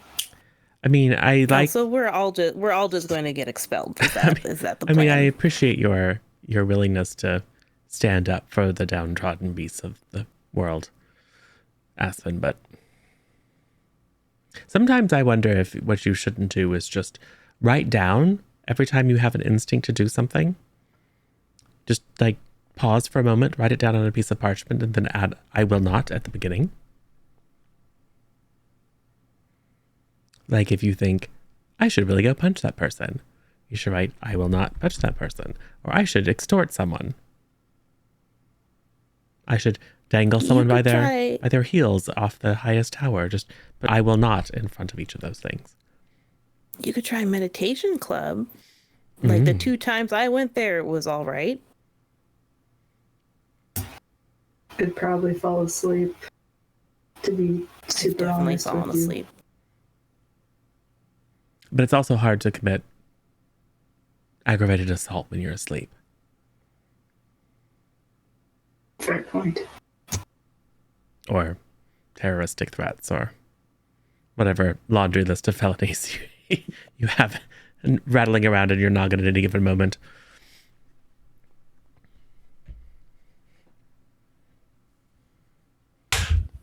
And that is the last sentence of my homework. Well done. Oh, good. All right, well, see you all in the morning. Calder, I'll walk you back. Okay. Kels is like, Right here, same house. It's fine. cool. Are you purposely walking with Calder away from Calder? Okay, Yeah. gotcha. Yeah, to let Calder know. We found Greer. Wait, really? Yes. Is he okay? He was very, very hungry, but we fed him. Lovely haunch of raw mutton. He seemed to be very happy about that. And we have a plan for twice a day feedings at least. And he's in a very safe, maybe secret spot at the moment. But I promised I would keep it quiet. Because the person who actually found the location is worried that some of our friends might spill the beans, I think is the phrase. Oh, okay. So don't tell them. Oh, I think eventually we will, but just for a moment. I mean, it's someone else's discovery, and I don't want to, I don't want to take away from their trust necessarily. But the most important thing is that we take care of Greer, and also find out what's going on in this secret hidden area of school.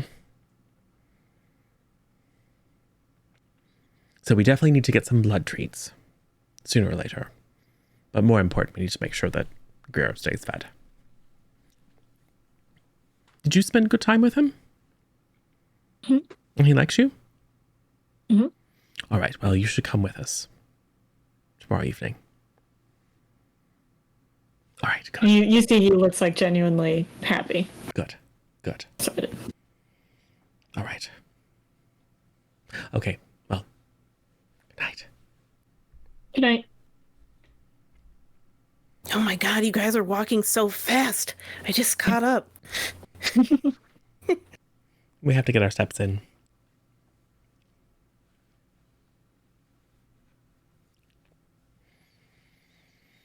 Calder is quickly like, okay, good night. I want to get questioned about what they talked about.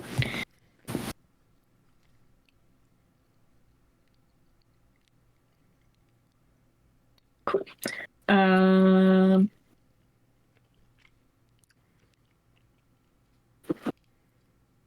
Gustav, Aspen, on your way back to your common room, you get kind of body checked by Rhodey, who's a third year on the Drakenor underwater hockey team. He goes, "Oh, what's up, Aspen?"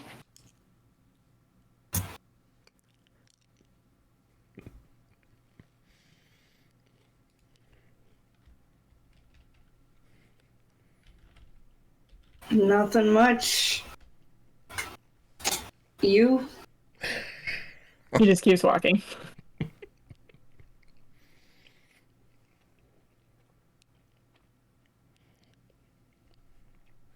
Cool. How many days left to the end of the semester? It's October, so you still got November, December. Couple months. There's some breaks in there. It's nothing too bad.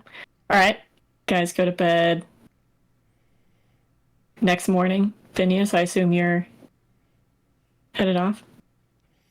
Well, Tim was going to take care of the morning. Okay. I think that's right. No, I said I would take care of the morning. Yes. And then we'd meet back Because otherwise, there. you wouldn't want Tim to go by himself. Yes.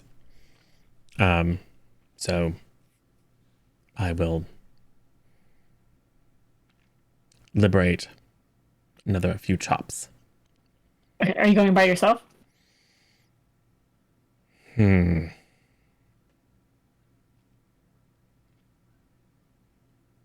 will try to catch.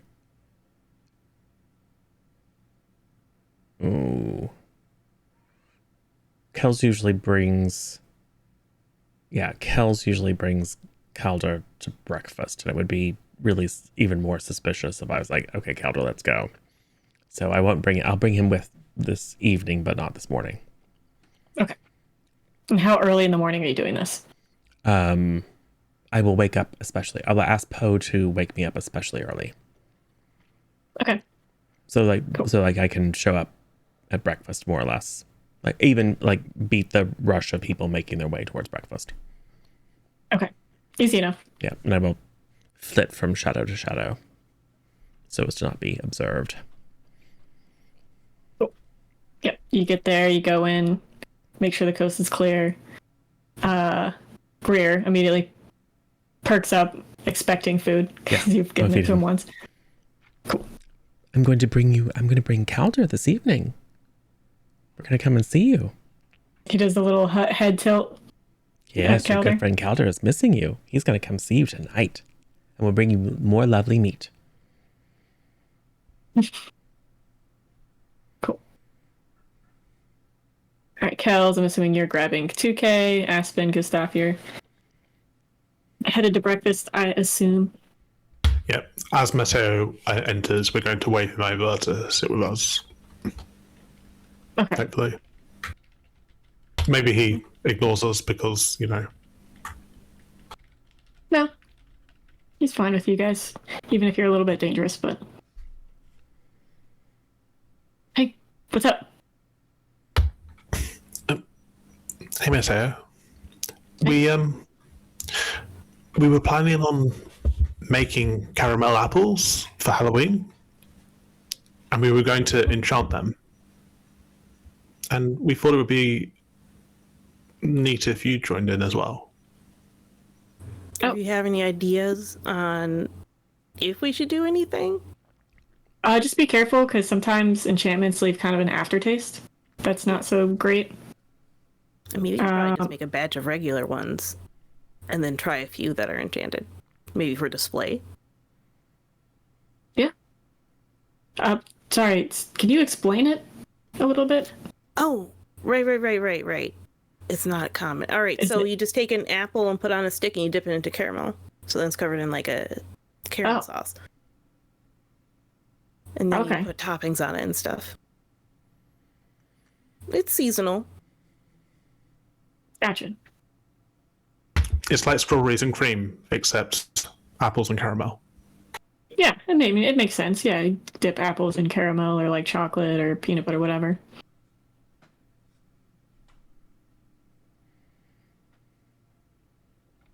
Mateo. So... From the shadows. So... Oh. Hey, Phineas. Kels has been telling us how wonderful you are with the merging of food and potions. And she had thought that it would be a really interesting idea if we picked your brains for any ways that we might leverage potions or other reagents to create lighthearted, fun, wonderful effects. Yeah, like I said, so the trick is making it to where you can't taste what else you're putting in, like extra stuff. So it really depends. I guess it's pretty sweet if it's covered in caramel, so that should help a bit. Mm-hmm. But the problem is getting stuff into it that would affect it as well. It would really be part of the caramel. Yeah, exactly. It would have to be part of the caramel mix. Yeah, because then you could try to make it sweeter. Because it's mostly just sugar. Right. So Savinius says. Anyway, we're probably going to do that this weekend sometime. Okay. If you wanted to join in. What time? I don't know. I don't think we have anything planned except probably outside Aspen's delinquent duty schedule. So, like, the afternoon on either Saturday or Sunday? Okay. I just got some stuff to do, but we'll probably be good by then. Cool.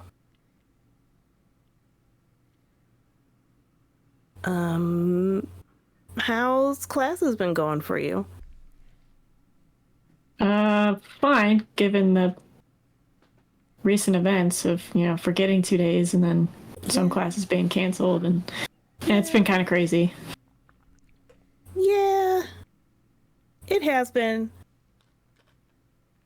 Not blaming you guys, just, it's been a little weird.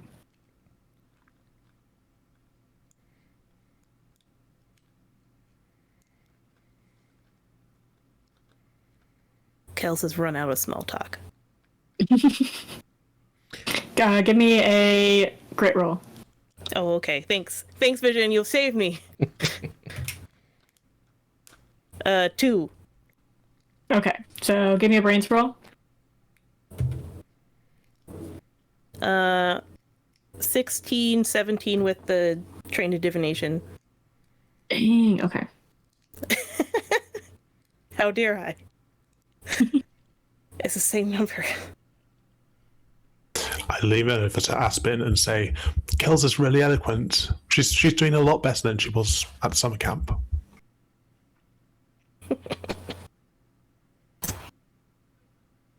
Aspen, or Oh, that's Kels not is great. good. So there is a red devil-like hand shaking what one might assume is a regular person hand.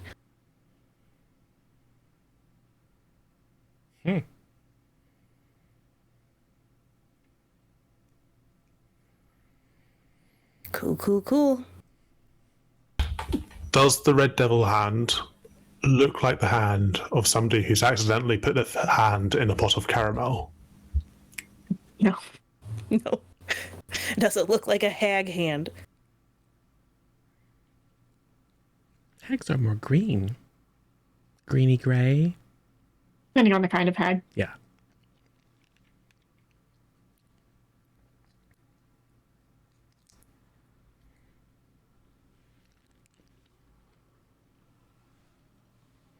Hmm. And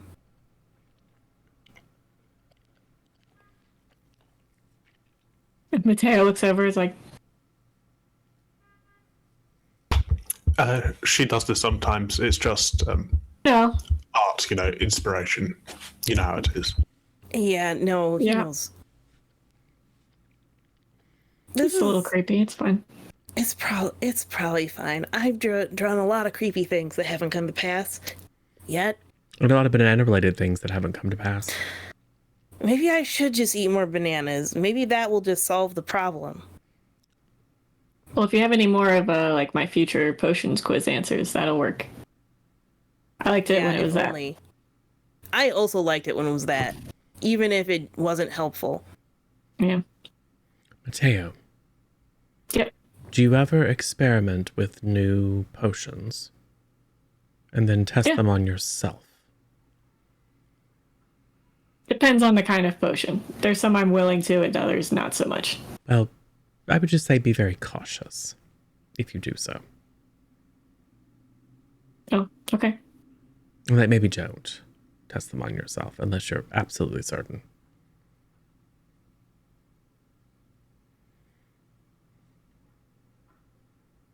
Is that a vision related thing? And he looks at Kels. Not my visions, I don't think. Oh, so someone through. else's? I'll flip through quick. I look at Phineas to be like, Well, it's just sound advice, don't you think? Yeah, it probably Yeah, is. but it just seemed kind of like spurred on by something. I don't know. Give me a charm roll, Phineas. No? Yeah, he got a nat 1. You're lucky. Okay, so 6. He's like, oh, just Phineas being weird. Okay. Yeah. I'll probably flip through a few of them. It's like, well, the only one I really have related to medicine is this one. I don't think any of them, which is the astronaut and the pill thing. The heck is that? Oh, well, it's like a pill capsule, which is like nymph forms of medication come in that. It's like a powder or something inside. Sometimes, if the doctors want to see everything that's inside you, they give you a pill-sized camera and make you swallow that, and then they fish it out afterwards. Whoa. Interesting. Yeah. Like if you needed surgery or something. Yeah, no, I don't think any of the rest of these have to do with anything with like that are potion or potion equivalent.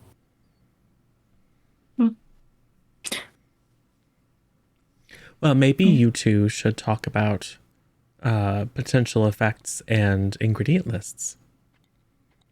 we're just going to sit here and talk about foolish things. We don't want to distract you. Anyway, actually, Dre just got here. I'm gonna. Okay. Maybe you two should meet up later.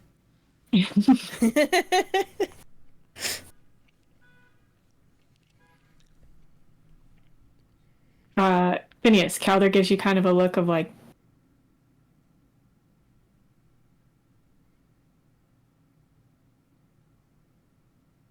I sort of go, like I'm in on it because I want to be included. We're all smiling. cool. All right. So you guys just do normal classes. Nothing too crazy happened. You do have substitutes for certain classes, obviously. Well, for you guys, it's just dark magic defense, just because he's on a leave of absence, and it's just the curse breaking teacher, kind of filling in at least for your period. Mm-hmm. Actually,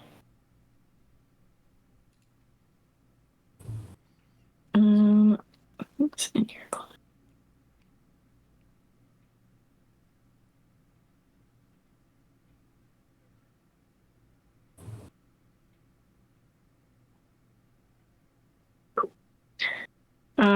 Yeah, nothing too crazy. He'll probably just have you guys practice whatever. What are you guys doing after classes besides Aspen, who's on delinquent detail?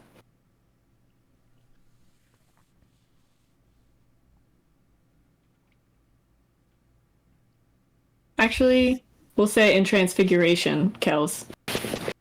Rith is like, did you want to maybe after class today go over some of the notes since we're supposed to have a test next week?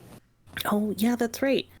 That'd be good. I was actually thinking about asking if you wanted to study up on some of the stuff for this class, so... Yeah. Perfect. Cool. Cool. I'll meet you in the library once classes are done.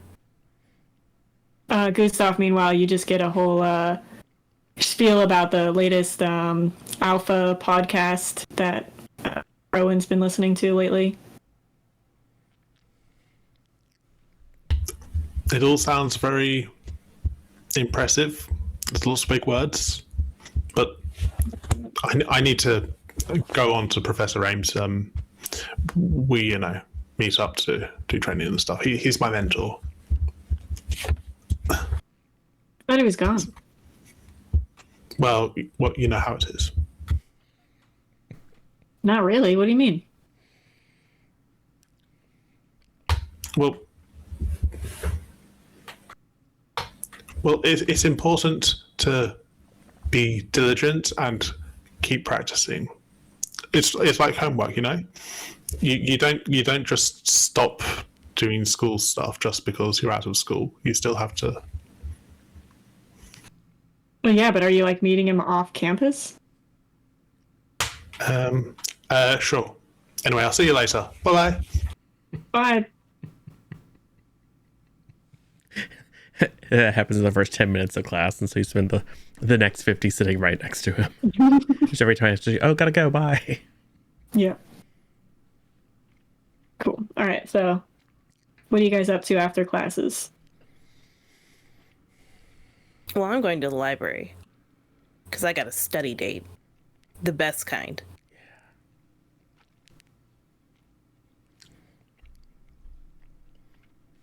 I think I will go to the library and then intercept Gustav and Calder. Oh, let's go study over here. Oh, sure.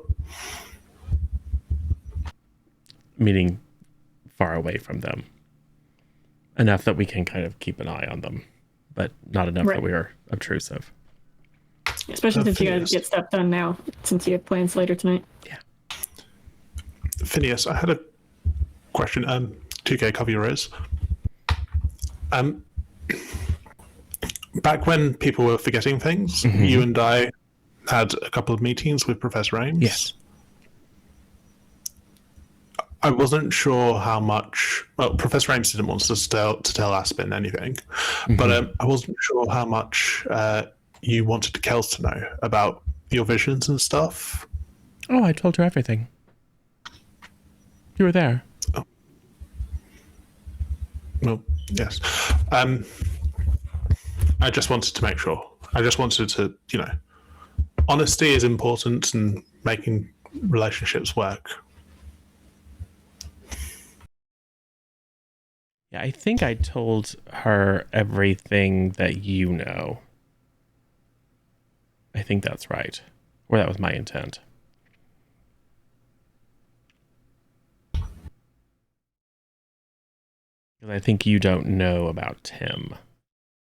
I don't know Tim's identity specifically, but I do know that your visions are connected to the other person. Oh, in which case I will say, I agree.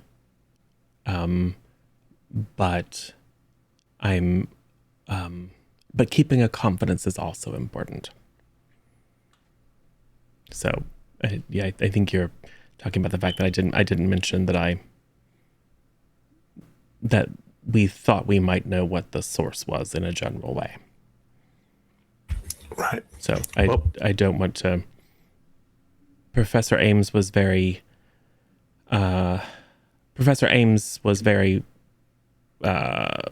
emphatic that we not dig further. And so my not mentioning it is my living up to that request. So I suggest we both just sort of don't worry about it and just and trust Professor Ames that it will fade eventually. Okay. Well, now that the hags are gone, it's not a deep emergency anymore. So, but if you do want to look into it, then you can have my help if you ever need it. Well, thank you. I appreciate that. But I won't, because I said I wouldn't. Okay, thank you. Why do you have me cover my ears? It's because I find it hard to talk about people to their faces when I'm complimenting them.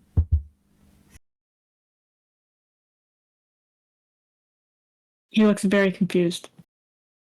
What do you mean? But you weren't complimenting anybody.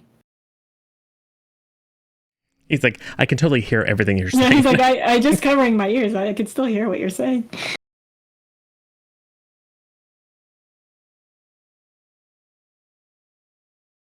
He'll look at Penny. He's like, is this a nymph thing? I don't know, maybe. Anyway, let's do our homework.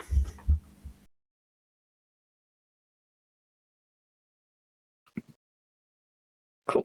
Aspen, you are in delinquent detail. Let's say you guys are just helping with what's happened recently. And we'll just say you guys are helping like in the underwater hockey area. They're still having practices and stuff, but you guys are helping kind of clean the locker rooms and things.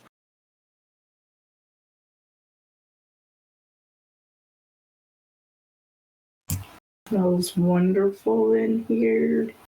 Beautiful. You go outside with like some towels or something to throw them in a bin, and run into Brody again. He's like, "Oh, Aspen, hanging out in the other gender's locker room, huh? Seems to be a habit of yours. First bathrooms, now you're upgraded. They grow up so fast." This is for delinquent detail. Promise me if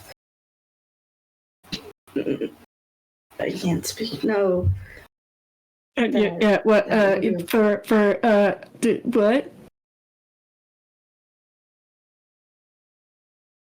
Didn't teach you how to talk on the reserve. Still learning.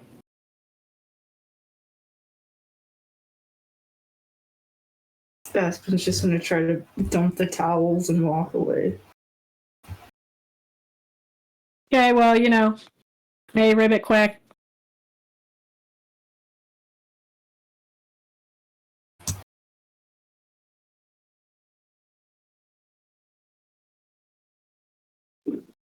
Cool. So Gustav, Phineas, Kells, on your nice little study date, We're Riff super gets you guys, efficient, a nice actually. a room, whatever, yeah, and guys are making flashcards, all that good stuff. Practicing some basic transfigurations because there's going to be a practical exercise portion.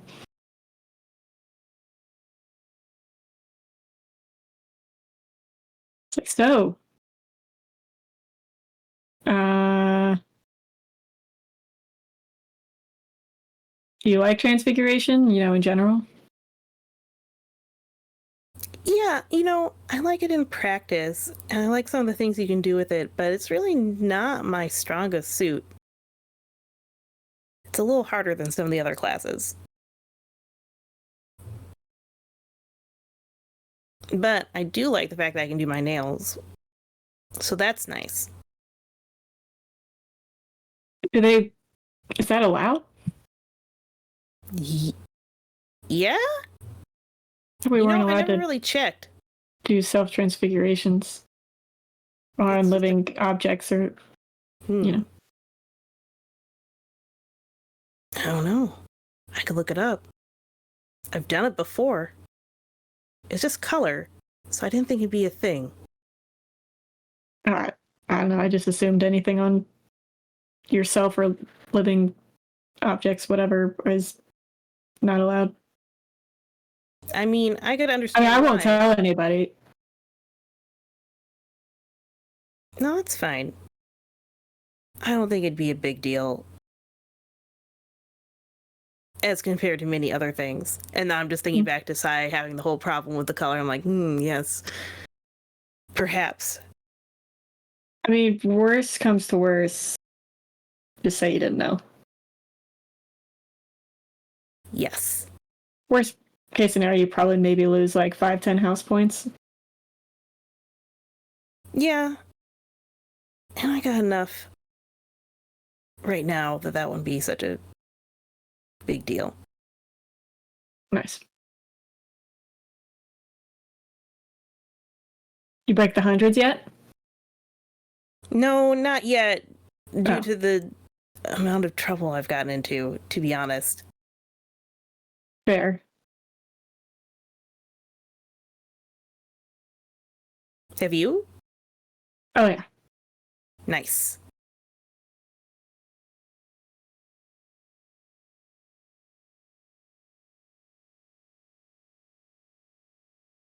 Give me a great roll. Awkward. Oh yeah, good. Thank you. 6. Okay. Do you want to have the vision now, or you can hold it off for a few minutes if you want to step away? Like, say you have to go to the bathroom or something. Actually, that seems like a great excuse. I'll be like, oh, excuse me for a minute. I'll be right back. I'll get up and head towards the bathrooms. Okay. Give me a brains roll. With my notebook. 18 with trained in divination. Jeez. Okay. Let's do this one. No, this one.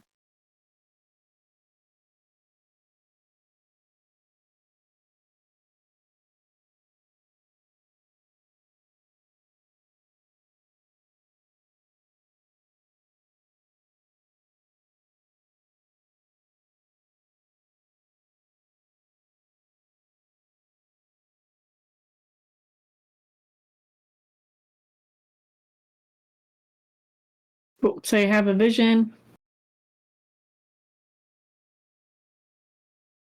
Now what? Do you go quickly back or do you actually go to the bathroom?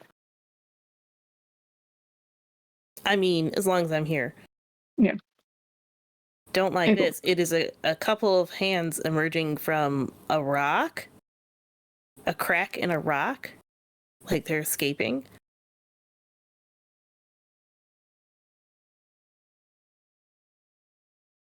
This is cool. Anyway, head back after using the bathroom, actually.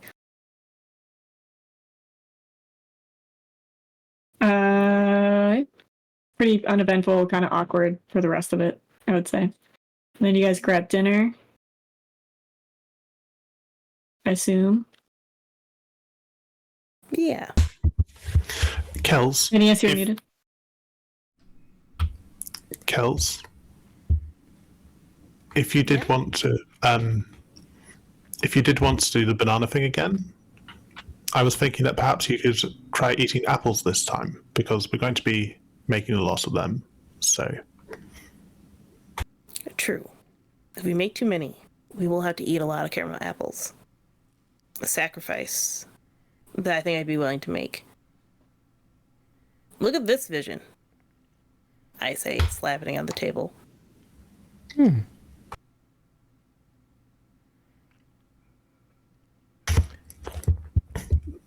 That looks like somebody breaking out of their shell and making friends. I know. I was going to say exactly the same thing. Are Really? you sure that's what that looks like?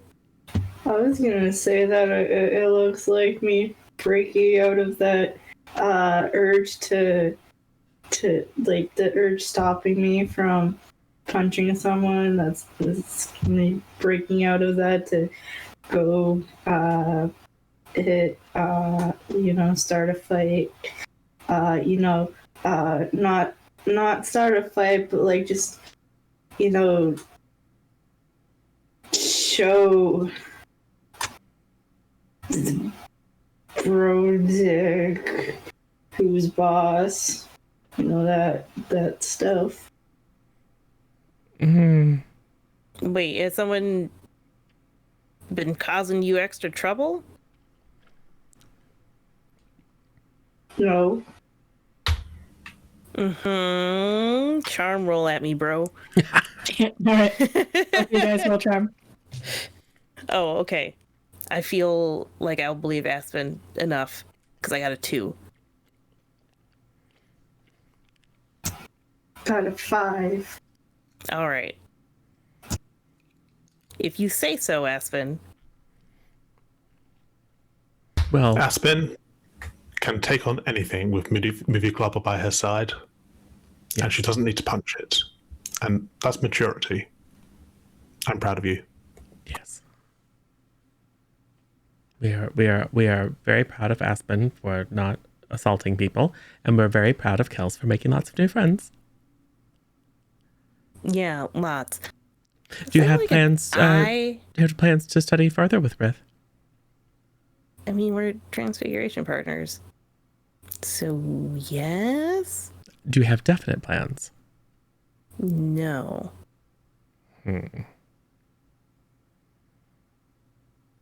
Phineas makes a note to himself to tell Rith, no, this is what you do. You have to make plans the next time, so it's definite. I have a theoretical question. Yeah. If someone on a suspended punishment were to, I don't know, just use like the knockback spell on someone, but like there's no adults around, then like nobody knows about it, so it's okay, right? So, we don't remember the time Gustav did exactly that, but at any rate, what I'll actually say is, no, because they'll tell them that you did it, and there'll be magical evidence that you did it, Yes. Well, and then maybe you'll not. be expelled.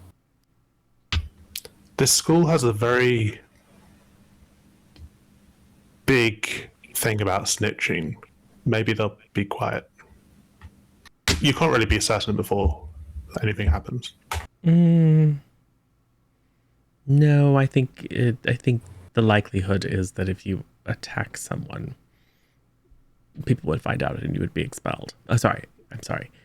a hypothetical person who was hypothetically under the same sort of punishment conditions as you, who hypothetically did a thing that is very much like a thing that you might do, would hypothetically wind up being expelled forever. Cool. Thank you.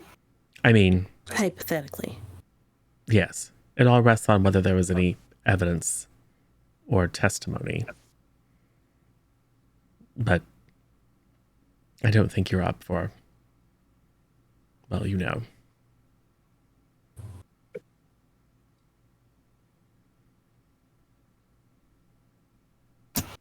Murder? I think there's like a face trying to escape from this vision too. Mm-hmm. Yeah, look, Yeah. right there. You can see the bright blue eye, like your bright blue eye. Yeah. I do think it's you coming out of Except your they're shell. green. Oh, that's right. Oh, never mind then. Maybe it's not you. Or wrist She knows size how to blue. change colors. Or right? wrist size blue. The person- I'm sure wrist size are blue. Maybe it's Rith breaking The through bear. your shell Ew. with friendship. Yes, red eyes are blue. Aha. Wrist eyes are blue. You know what also has blue eyes? Miss Mesmer. Kind of. Maybe Miss They're Mesmer is grayish. coming out of whatever she The was. place where hags trapped them? Where they're hopefully alive? I Or mean, do you they think they all... probably just transfigured them into a toad or a mouse or something. Maybe Miss Mesmer is with Professor Ames.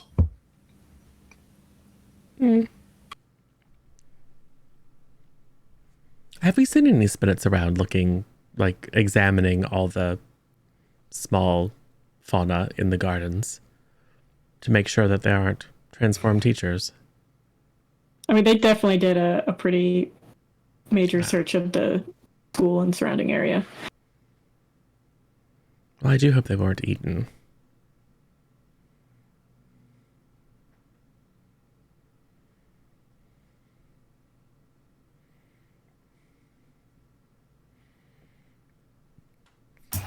Fun fact, Emmy and Casey also have blue eyes. Well, it could be any one of Aspen them. crawling out of the crack to punch you, Might be a little as bit. you do. Kels, are your visions always related to you? Could it be a vision of Emmy breaking into Aspen's shell? Probably not. I mean, sometimes it's usually related to me in some tangential way. And you hang out with me, so maybe that'd be it does not look, the vibe is not, it's neither friendly nor malicious is what I'm getting from this.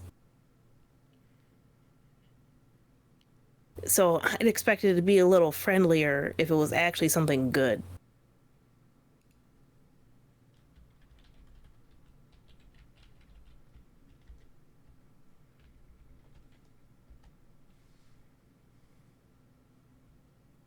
Maybe.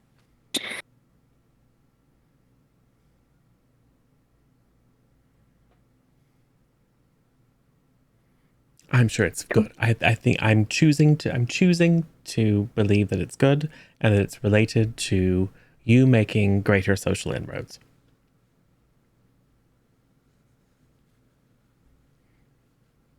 I mean, you've got Yes. Mateo, you've got Rith. Have you talked to Izzy yet? No.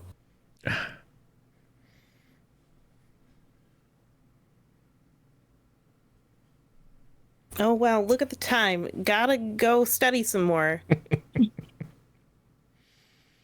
Izzy kinda has bluish eyes too. I know it could be Izzy too. It could be Kel's breaking out of embarrassment to make things right with Izzy so they can be best friends again. Perfect. Oh, good thing I've already left.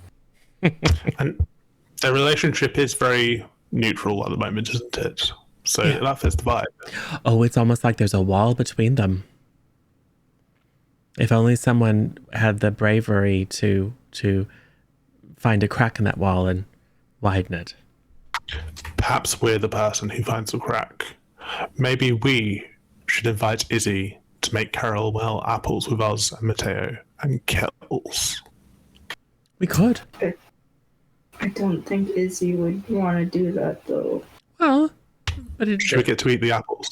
yeah, and inviting doesn't, it wouldn't obligate her to, but it would be a nice gesture. I mean, worst case scenario, I could try to intimidate her. No, I think that's a never case scenario.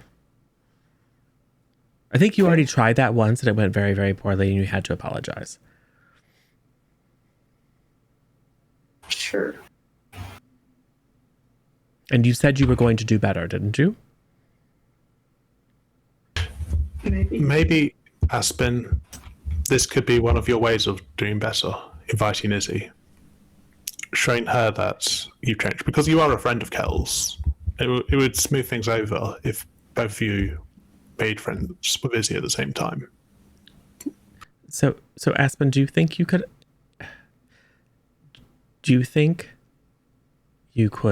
invite Izzy to make caramel apples without threatening to punch her or actually punching her, yelling at her in front of everyone, but just very simply proffer the invitation and accept whatever her answer is graciously? Yeah, I that think- sounds simple enough. All right. We have faith in you.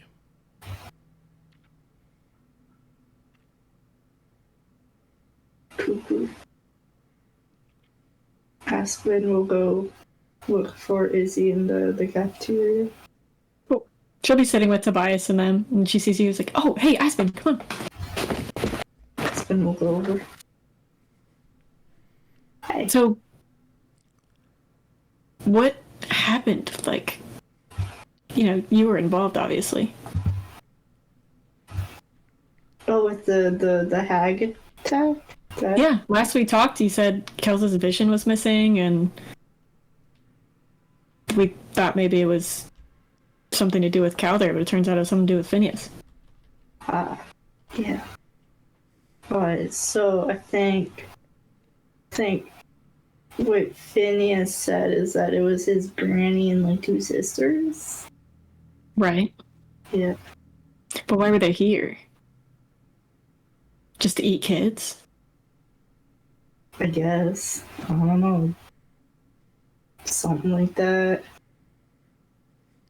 They took over like Professor Levi, Miss Mesmer, and the doctor, so Yeah. it's Knew that. weird that they did that. But anyways, we were wondering if you wanted to come help us make some candied apples, like apples and caramel sauce. Chocolate. I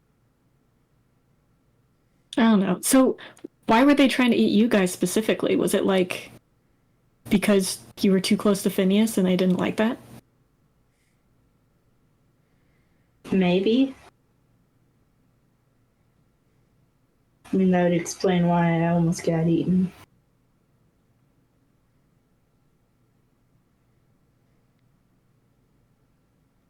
Tobias will speak up. It's like, sad about Officer Espinoza. Yeah. He was a good man. He saved our lives. He will Yep. be missed.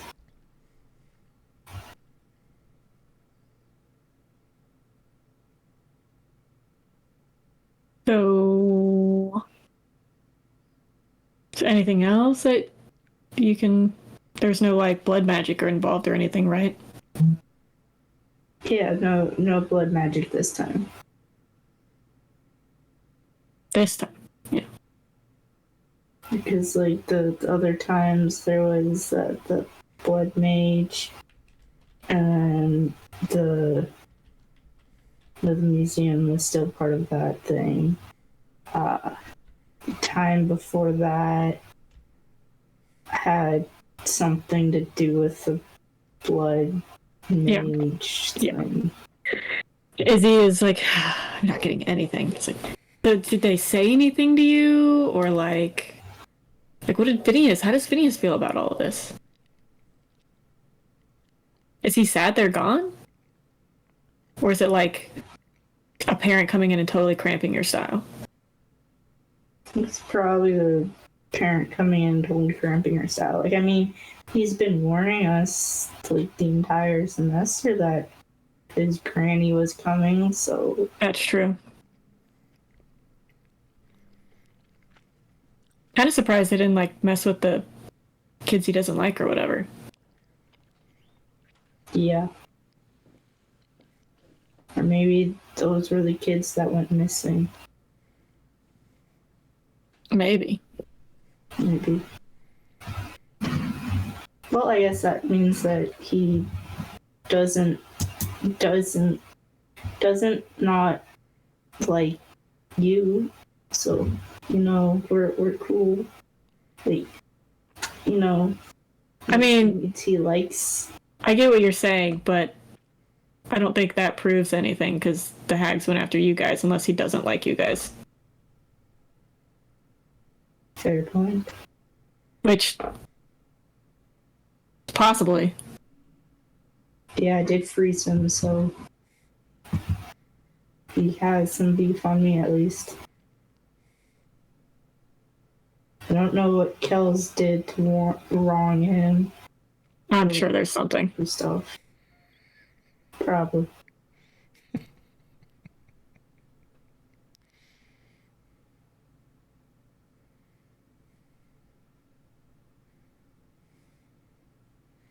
So you want to help us make some candied apples, caramel apple? Candy apples? Are they like gummy apples? They're like, you take regular apples and then you dip them in caramel sauce. Like the whole apple? I think so. Why not just cut it up and just use a like caramel dipping sauce? That seems a lot easier. I don't know. Honestly, Kells said that's what they do, so I guess it's a nymph thing. Oh. Just kind of went with it. Type deal. I think I have plans. Cool. Well, talk to you later. Yep. And she'll go back. Yep. Izzy said that she has plans, so sorry. Oh. But you didn't punch her. That's good. Yeah. Did you yell at her at all or threaten her in any way? No. Good. See? Progress. I guess the prophecy was about something else. Definitely.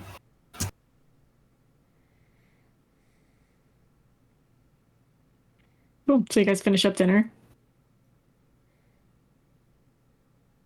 And Kells is off studying. Yep. Oh, Calder. Remember we were going to... All right. See y'all later. Elder will run off with Phineas. Oh. Aspen, since we've been abandoned, would you like to practice defensive magic with me? Normally I would train with Professor Ames, but he's here. He's gone as well. Everybody abandoned us. Anyway, let's go into one of the rooms by the library and do a few spells. Sounds like fun. One of the rooms by the library? Yeah, the movie club room is off the library, isn't it? It's in the library. Right. But there are private study rooms. Yeah. Just be careful what kind of magic you're casting in them. They're not meant for like dueling club stuff because you're gonna scorch the walls and things with. Okey-doke. Yeah, otherwise you could probably just go to dueling club if it's there. Or Actually, it's room?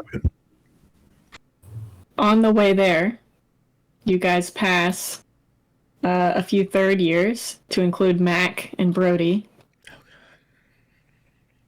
Oh, Aspen and Pussy Gussie. What are you nerds doing?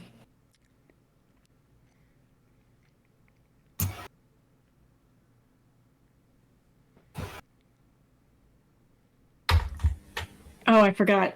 Aspen doesn't speak English that well. She's more of a, growls and animal noises type person, you know? Oh, shame. Sorry.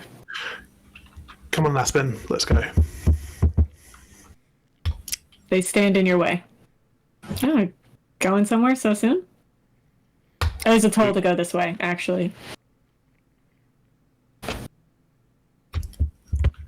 I grab Aspen by the hand and try going back the other way.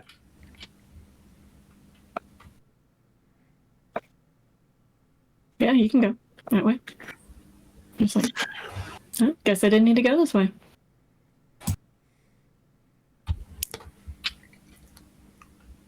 Once we're out of sight, I say, Aspen, I'm really proud of you that you showed so much restraint there. You were just talking about lunch, how important that was to you, that you didn't lash out and you didn't. And I was trying so hard. I'm glad you're making progress. Like when, oh, you only make animal noises, so I just really wanted to go feral on them. Just to prove a point, you know. You think I'm an animal, I'll show you an animal and be like, roar. Attack.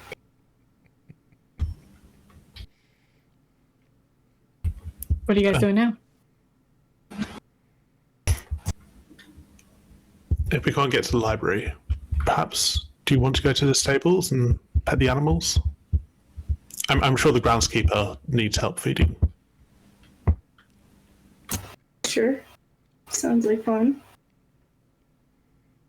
Also, the groundskeeper is my mentor. Perhaps. Granted, it is after dinner and feeding time would have already happened by now.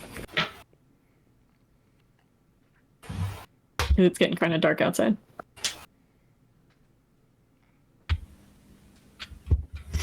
We shall try anyway, just in case there is emergency snacks to be issued. Fair enough. Kels, what are you doing? Just studying in the library? Again? Yeah. More? With tongue or without? More. Oh, God. Oh. You tell me all about it, huh?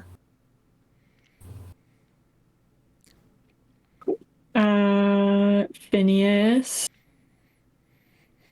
Figure you, Calder, start heading that way. Yeah. Link up with Tim. Yeah. And I will explain to Tim that Calder knows Greer very, very well. Oh. You see him think for a second. Give me a charm roll. Okay. This die is Okay. This die is fantastic. Take +2 because Calder actually rolled well and is just so cute. 4, 7, 9. He's like, okay, well, I guess he definitely has less of a chance of talking than the others. Oh yeah. All right. I considered. I didn't just go and blab around, but I considered that Greer needs a familiar face. And Calder's very good at not spilling the beans. I mean, people tell him secrets all the time and just tell him to cover his ears with his hands and he can hear everything everyone's saying. And he still doesn't tell, so. He's very trustworthy. I don't even have any beans. I And know. he's like, "Ah." Okay. Yeah, sure. All right. Cool. More meat. So you guys, Yes. go grab some stuff. Calder picks certain things because he knows what Greer likes. Mm-hmm. Cool. You guys head in. Assume Greer immediately perks up, expecting food, but then he sees Calder and starts running towards you guys. To which Tim is like, "Oh God!" No, it's fine. It's fine. It's good. See, I But told basically, you. I told you we'd bring your buddy. tackles Calder to the ground and starts flicking him and all that. Good. Well, do you want to stay with Greer and play with him while we explore a bit? All right. Greer, protect him in case anything strange happens. Calder will start playing fetch with him with one of the bones. All right. And then Tim and I will just wander around, gather what information we can. Cool. Give me a brains roll.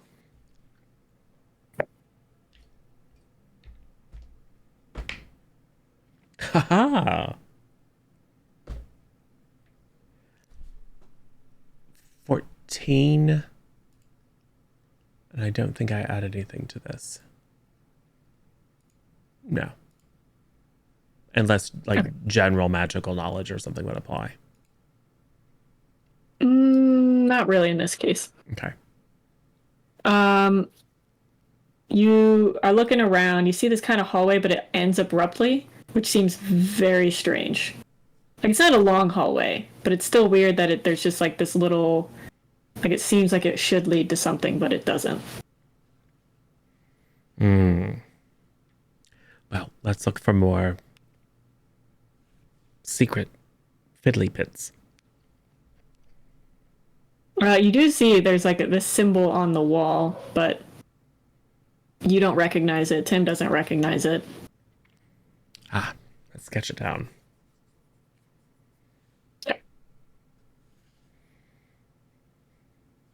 So we'll have to research that to get a clue to how to open up the next chamber. Gotcha. What do you think's in there? Well, probably another common room and some dormitories. Oh, you think it's like a house, not a club? Well, I think, and you have to consider the source, but I believe Serpentis was a full house.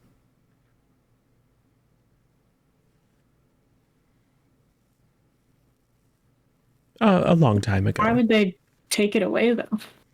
Who knows? I mean, it's possible something horrible happened. Or perhaps their attitudes changed. Maybe. But there's, I'm sure, all sorts of wonderful secrets. Seems weird they didn't just repurpose it. Like waste of space, I know it. Well, it may be that not many people know about it. It's just weird that the people that, were around when it was a thing or got shut down or whatever didn't think to do anything with it. Well, maybe it was secret all along. Because all the other dorms have quite obvious openings. And this was hidden. So maybe it really was some sort of club. Invitation only? Maybe? Don't know. We'll never know if we don't Unless investigate. They added the hidden stuff after. Maybe there was a plan to bring it back eventually and they haven't gotten around to it yet. Maybe it's something as simple as the population of the school wouldn't support as many houses, so they had to get rid of one. It could be very mundane. Sure. But I think it's magical and mysterious instead. That's my bet. Yeah, probably with our record.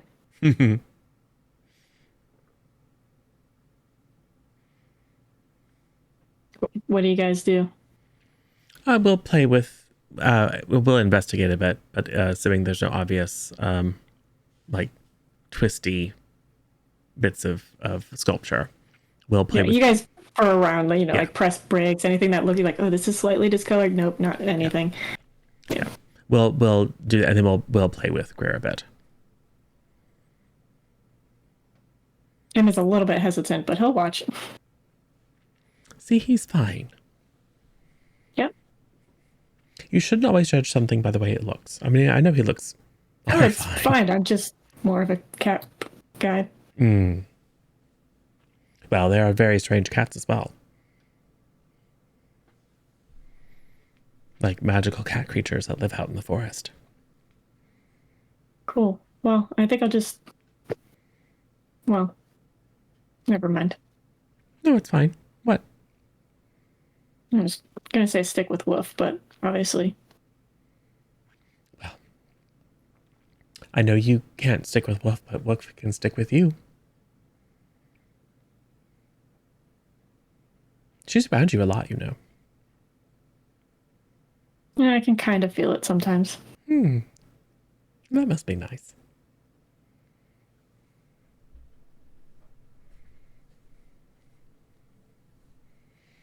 Anyway, we have an idea about that, but it's complicated. About what, Wolf? Well, there's got to be some way. What do you mean?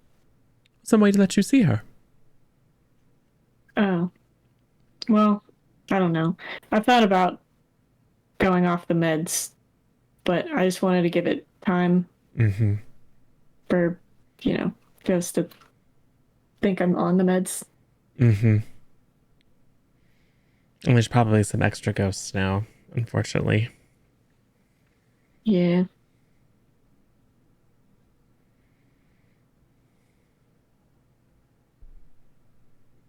Well, don't do anything foolish like go off them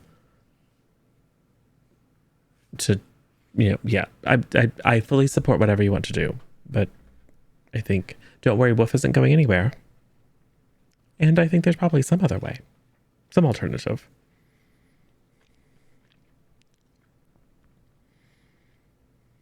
Probably. Yeah. Well, we'll work on it.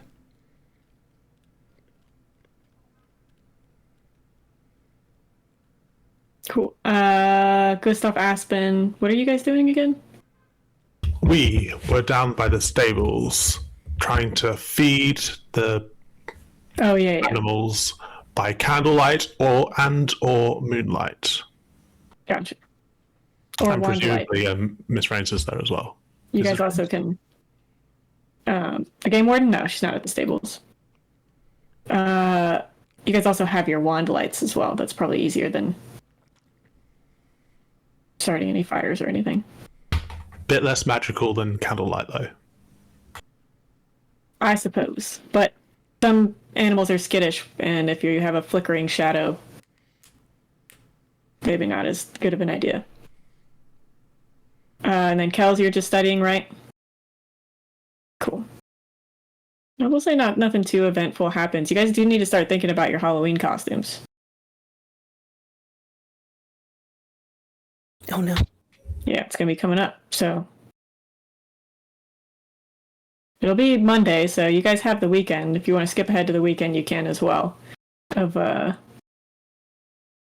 you know, maybe a shopping trip or just making stuff out of what you got. Keep in mind though, most of your sponsors are gone. Like, all of your every single one except for Aspen, Mr. Ming. I will ask Dr. Katz. I'm sure if Dr. Katz would be willing to escort us. Yeah, she definitely will because she knows your sponsor is MIA. Yes. And is skilled at the sorts of challenges that might arise. Right.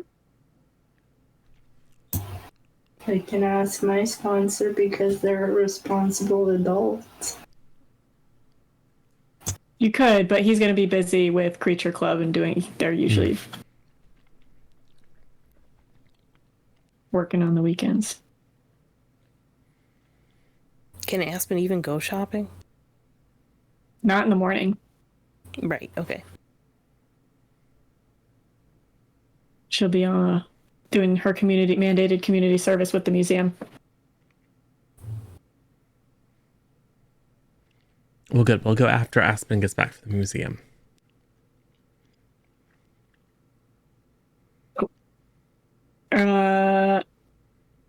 Aspen, while you're at the museum, there's some Artemis students who see you, going around cleaning up or handing out brochures, whatever, and you're like, oh, hey, can I have a brochure? Yeah. Cool, thanks. And then they kind of crumple it up and throw it like, oh, can I get another one? So I dropped the other one. Then pick it up. That one's ruined. You just gotta uncrumple it though. Yeah, I want a clean one. Or I could just tell the museum you're being uncooperative and unhelpful.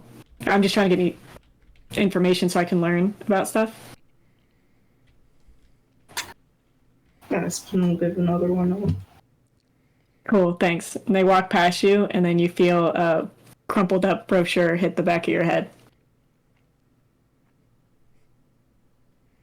Aspen will take a deep breath, pick up the crumpled brochures, and relocate them to the nearest trash bin and continue on with her community service.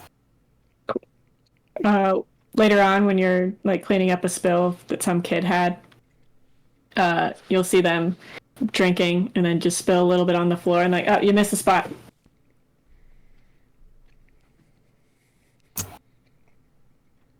My apologies. Aspen will go over and clean that up too.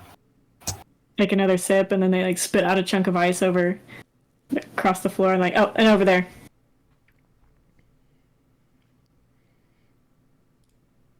Aspen will begrudgingly go over and clean it up too while grumbling to herself, like, they say I was raised by animals.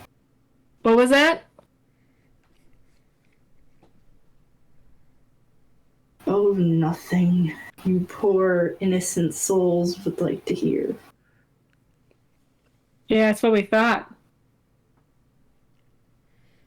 And he just spills the rest of the cup on the floor.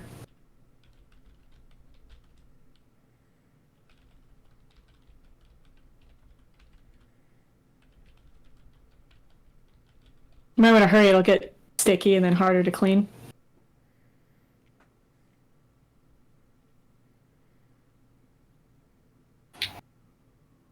The mop is running out of water.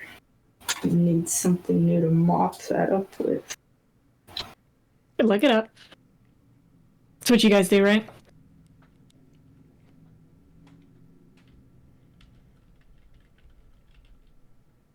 Feel right back at home.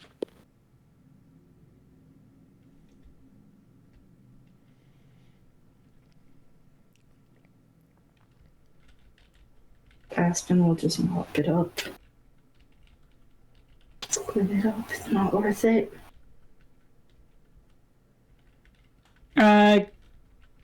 Give me a flight roll.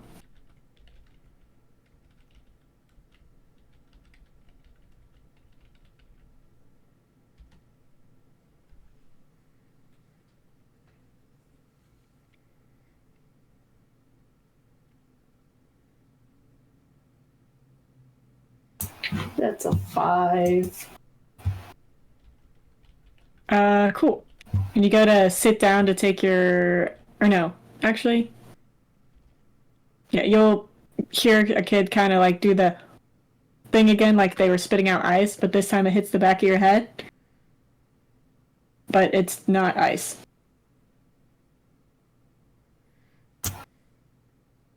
Aspen will touch the back of her head and like, What? Something sticky. You realize it's gum that's now stuck in your hair. Great. That's just lovely. So lovely.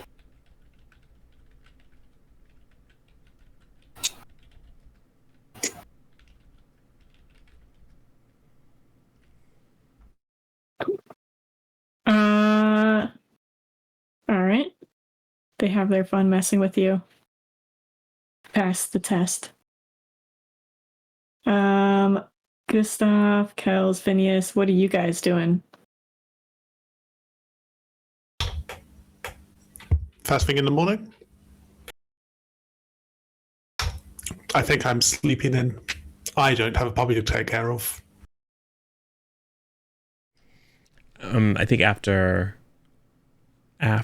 feeding Greer, we'll wash up because our hands are very bloody, I'm sure. And then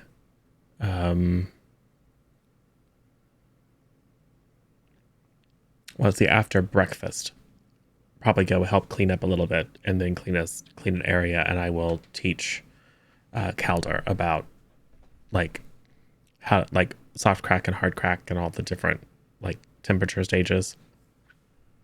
And like that we want caramel but not hard candy. But we might also make some hard candy because making some nice hard candy and breaking it up into chunks and then putting it on the outside would be a nice kind of way of adding some sparkle. So we'll strategize, and I will show him because he'll need to, like, if he's going to be the person, he'll need to be the one watching the temperature. Gotcha. Cool. Really let me. He's high in brain, so you're good. He's a quick learner.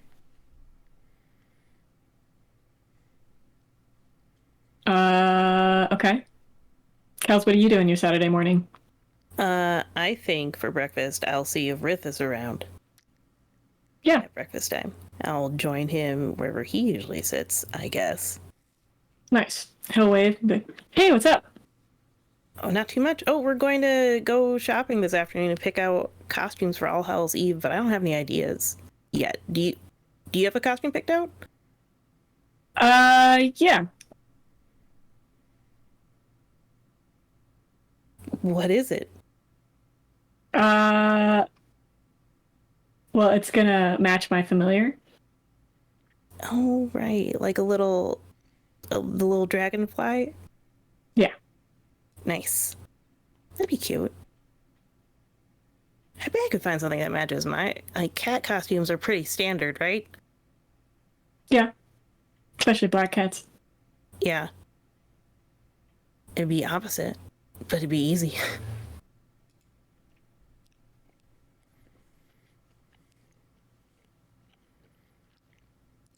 Oh no, she ran out of conversation. She was like, I have a one conversation topic prepared.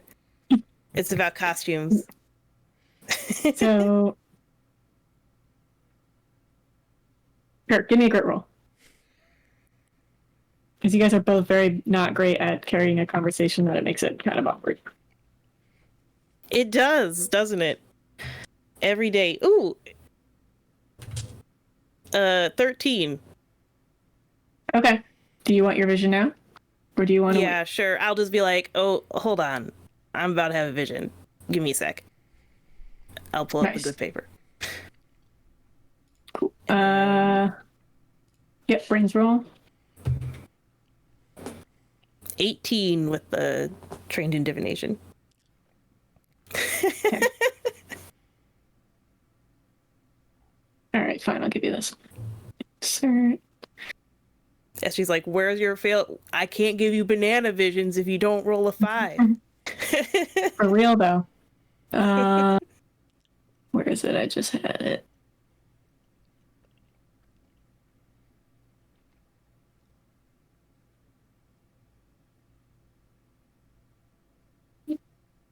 There. Okay, well, this has been a theme. This time there is a hole instead of a crack, and there's a hand pulling out another person, but you can only see the hands.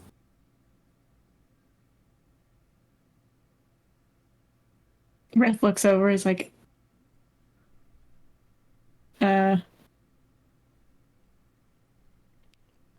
so what do you think that one is? Man, I'm not too sure. It definitely follows this theme, and I'll show him the one with the crack. Oh, And it doesn't seem malevolent. But I yeah. don't really know what it's about. Finding I mean, it something. looks helpful. Yeah, Like they're helping the other person out of the being- darkness. darkness Prison. or trapped or um something where they're stuck, I guess. Yeah. Yeah. It could be several things. I don't really know if it'd be at the school or something or somewhere else. Is it something that happens quickly? It wildly depends. Oh. But usually if it takes longer to draw, it's not something like immediate. Boy, if the hags broke Professor Levi out of jail, that could be a problem. What? So we're pretty sure that Professor Levi got body swapped with a hag from the hag incident. So he's stuck. So he's in jail. Hag jail. And has blue eyes.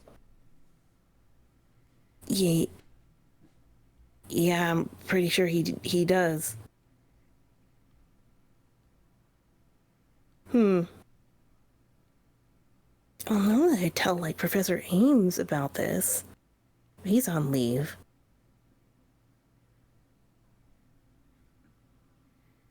Can you like send him a note or something? I don't know. Can we? Is that allowed? Yeah. I mean, what kind of relationship do you have with Professor Ames? I mean, I'm sure it's fine. Yeah, probably. We're kind of assuming he's looking into this. Like, for mail purposes, how does that work exactly? Oh, there's like magical mail rooms. Old days they would use owls and stuff. Now they can basically just kind of zip off a. It's a little bit longer than a text message, but Yeah. definitely faster than snail mail. Yeah. Maybe I should do that. I don't know if he's home or not, but maybe he's checking his mail. No, you just send it to the person. It'll find him. Oh, okay. Right. As long as you're not somewhere that's like crazy. Or if they don't want to be found. There's like a 50% chance he doesn't want to be found. It seems like his default state. Yeah. All right. Well, then. Maybe you could tell, does it have to be Professor Ames? No, it could probably be anybody who knows about the situation, which I think is most of the teachers.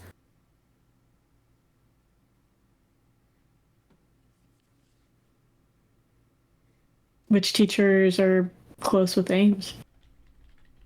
Besides Professor Levi.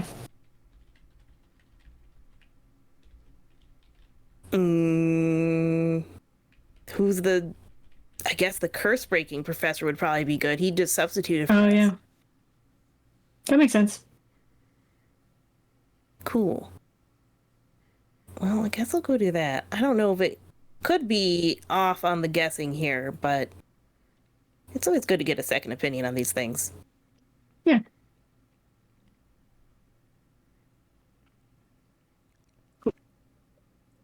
So All right, so I'll just go do that then. If you think want he's to come, here? you can. I don't know. yeah, I can come. On the weekend, maybe. I guess I'm used to most of the professors hanging out here because Levi's always here. I think that's just because Calder's here. Yeah, I don't think most of the teachers want to spend their entire day hanging out at school. I Yeah. guess. I mean, we're going to be traveling with the new counselor for Spaderis because Phineas asked her. Miss Greco? No, That was the old one. that was the old one. The new one. Oh. Any rate. Oh. Oh, Dr. Katz. Yeah, that's right. Yeah. So if we can't find him, we can tell her. She'll be around this afternoon. That's probably a good idea. Right. So we look for the professor who's probably not here. Yeah. So. Okay. Aspen, you return to school about lunchtime.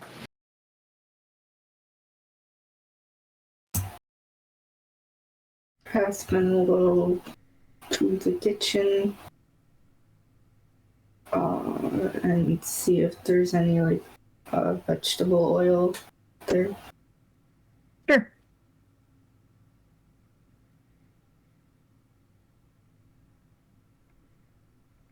And if there is any vegetable oil, take a bottle, go to the girls' bathroom, and pour it on the back of her head to get the gum out. Give me brawn roll. He'll show that gum. Fight it. Yeah. Say difficulty 8.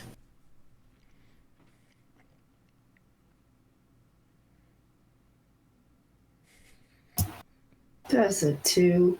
Oh no. You end up just spreading it. Like, it just gets so much worse, and now your hair is full of vegetable oil and gum just all throughout the back. You made it so much worse.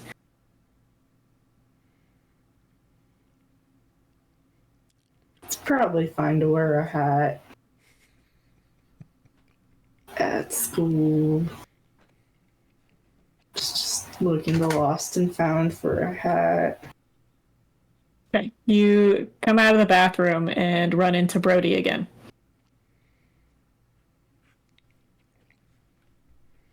Like, whoa! What happened to you? You know you're supposed to eat the gum, right? Not roll around in it? Haha, very funny. So funny, I forgot to laugh. Is that sarcasm?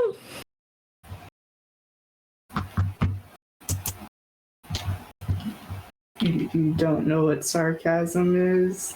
He kind of steps closer and is clearly hovering over you in a kind of a threatening way.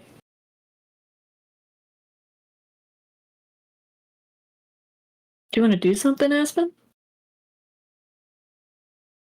I'd like to get this gum out of my hair, so yes. All right, well,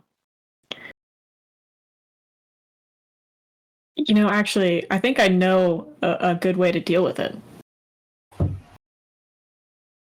And that would be... Give me a flight roll.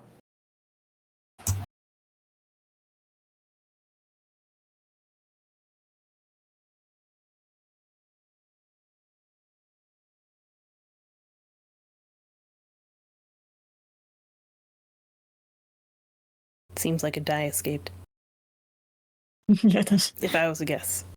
What has happened here?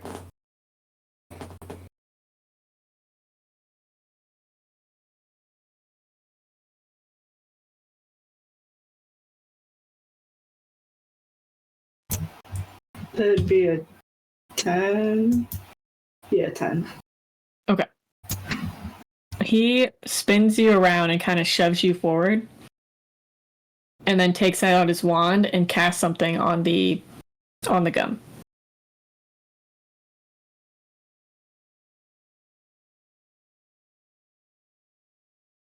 kinda don't want to know what you just did. Probably not. Give me another flight roll.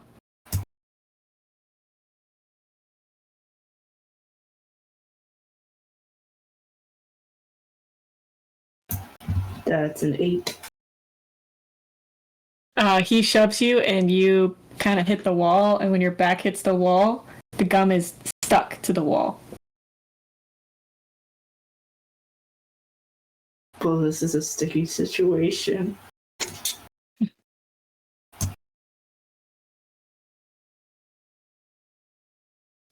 And he'll walk past you, like, "Sorry to put you in timeout. It's just, I think you should work on your tone."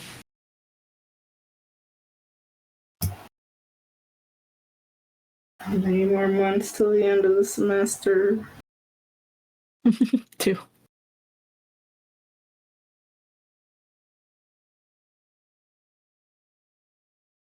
Aspen's just hanging out next to the wall, like, yeah, no, this is totally fine. Totally meant to do this. Hey, how's it going? Hey, Shelly. Looking good.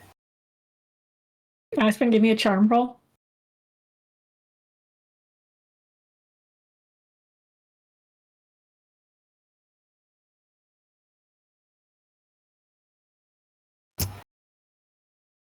It's a 2. Okay, Emmy walks by. It's like, "Hey, Aspen, what you doing?" Just hanging out here. It's fine. How are you? "Fine." Just like, okay. Keeps walking. See ya in the common room. Oh, are you headed that way? No, I was just gonna wait here for, Cal's, because we got a study session thing soon, and you know how Kel's is with doing the studying stuff.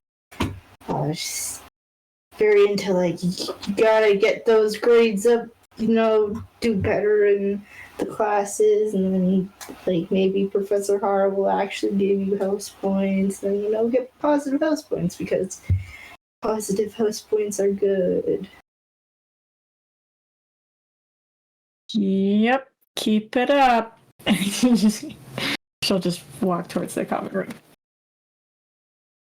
Oh.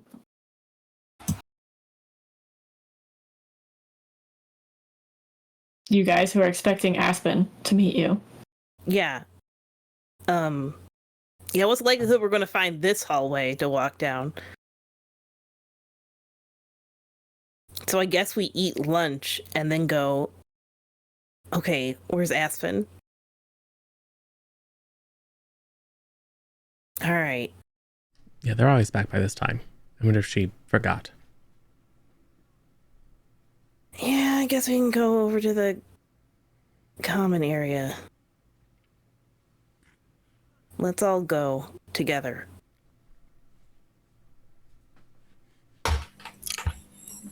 Are you sure your mom will like that? Yeah, no, she'd be unthrilled, but that's fine. Did you invite Rit to come with us? I told him we were going, but I didn't invite him to go because I assumed that Dr. Katz signed up to bring 5 people. Oh, I see. Mm-hmm. But you thought about inviting him? This morning. Yeah. After we'd already confirmed the number of people. He already has a costume, though. Okay. Good. My dad says that it's the thought that counts. And then my mum says that sometimes actions would be nice too. But it is thinking is important. Mm. Oh, what is his costume? Oh, he's going to look like his familiar. You should dress up as Xena. I was thinking about cat stuff, though most of the stuff will be for black cats because that's Halloween-y. Maybe in movie club, we could watch Cats, and then you could pick out a white cat. Don't you think it's a little trite to watch a horror movie for Halloween? Cats isn't a horror movie. I saw a clip. It most certainly is. I think it's just a musical. I had to watch A Clockwork Orange 3 times just to get the vision of that out of my head.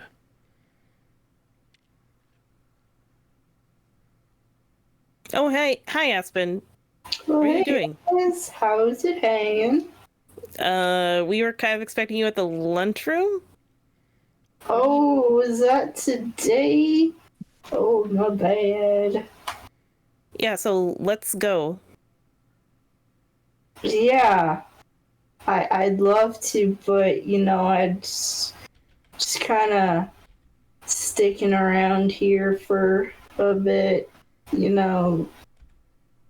Fun Why? stuff. Why? But I thought we were all going. Yeah. Farm rolls go.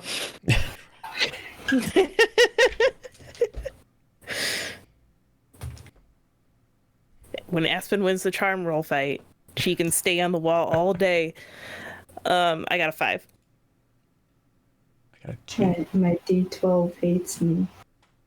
That's probably good in this case. Yeah. Got another nat 1, so that's a 2. Okay, yeah. So you guys are like, this is some Aspen weirdness, but it's Aspen weirdness of she's being weird that I need to keep investigating weird. Okay. Yeah. Okay. You need to. I am going to try to pull you off the wall. Yeah, just like, come on. Come on. I'm pretty sure I'm stuck. As soon as you go, you're like, ow, ow, ow, ow, ow, because it's pulling your hair Aspen, back. what happened? Wait, what? What's Did going you on try and here? stick caramel apples together to make a dress? No, so I was doing delinquent duty at the museum. Someone put gum in my hair. I tried to get it out with vegetable oil because, it's- I Didn't don't you know. tell one of the museum people that someone stuck gum in your hair? That's awful. No. Why would I tell mean- someone that? Okay, you don't need to tell them who did it. I'm sure they could have helped you, though. Like, museum patrons shouldn't be sticking gum in people's hair. Who did that? I don't know. But then, someone came up from behind and did something to my hair and then stuck me to the wall, so I've just been hanging out here. Right. So you just need to unstickify the gum and get it out of your hair.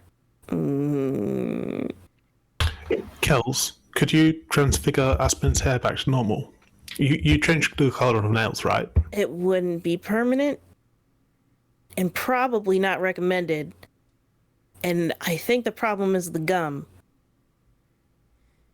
We could try changing the gum so it's not sticky. That's a physical property of gum. Or you could turn this into oil and then wash it out. That seems trickier.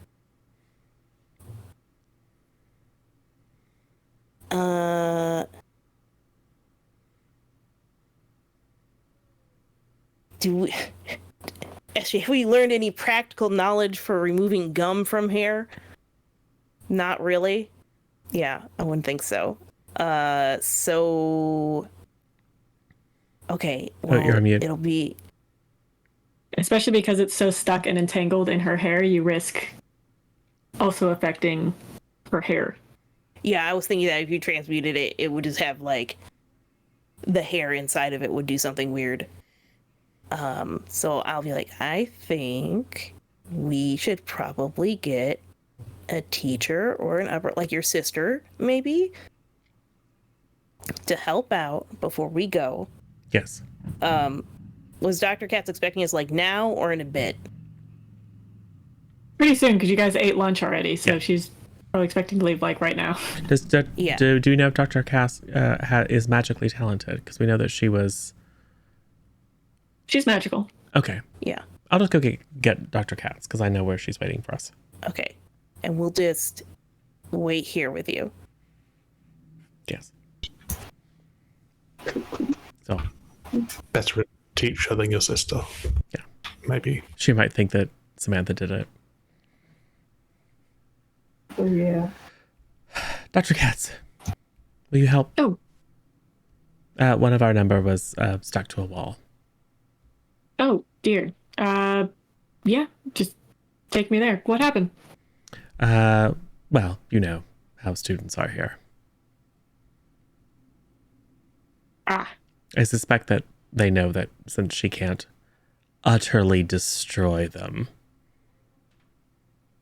because she would get in trouble, and she can't afford to get in trouble, some people are literally playing with fire, like not thinking ahead to at some point she's not going to be on detention. And so they're literally poking the bear. Someone should advise them that at some point she's not going to be under threat of immediate expulsion, and they probably ought to consider their own health and well-being before messing with her. She's I quite agree. terrifying in a good way. Still, in a good though, way.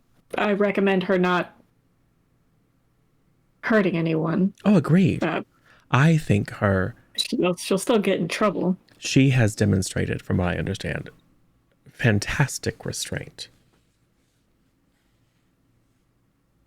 It's almost like she's taking the current situation very seriously and being very mature. She will get there to you, Aspen. Oh, goodness. Okay. What is this other? Your hair's all wet. What is that from? Vegetable oil. Okay, so but not like a potion or anything. Nope. Straight vegetable oil. Okay. Okay. Stand very still. And she'll cast a spell on it, and it kind of, at least it is removed from the wall. Like, it's still a little bit sticky, but not as sticky as it was. So you can at least kind of like get your head off. The removing the gum from your hair is going to be a little bit more tricky. Oh wait, no, I got it. Yeah, okay, turn around. And she'll kind of cast a spell, and you'll see like the gum falls. You'll see her hair gotta go kind of all weird, and then the gum falls on the floor, and all of the vegetable oil also falls onto the floor. There.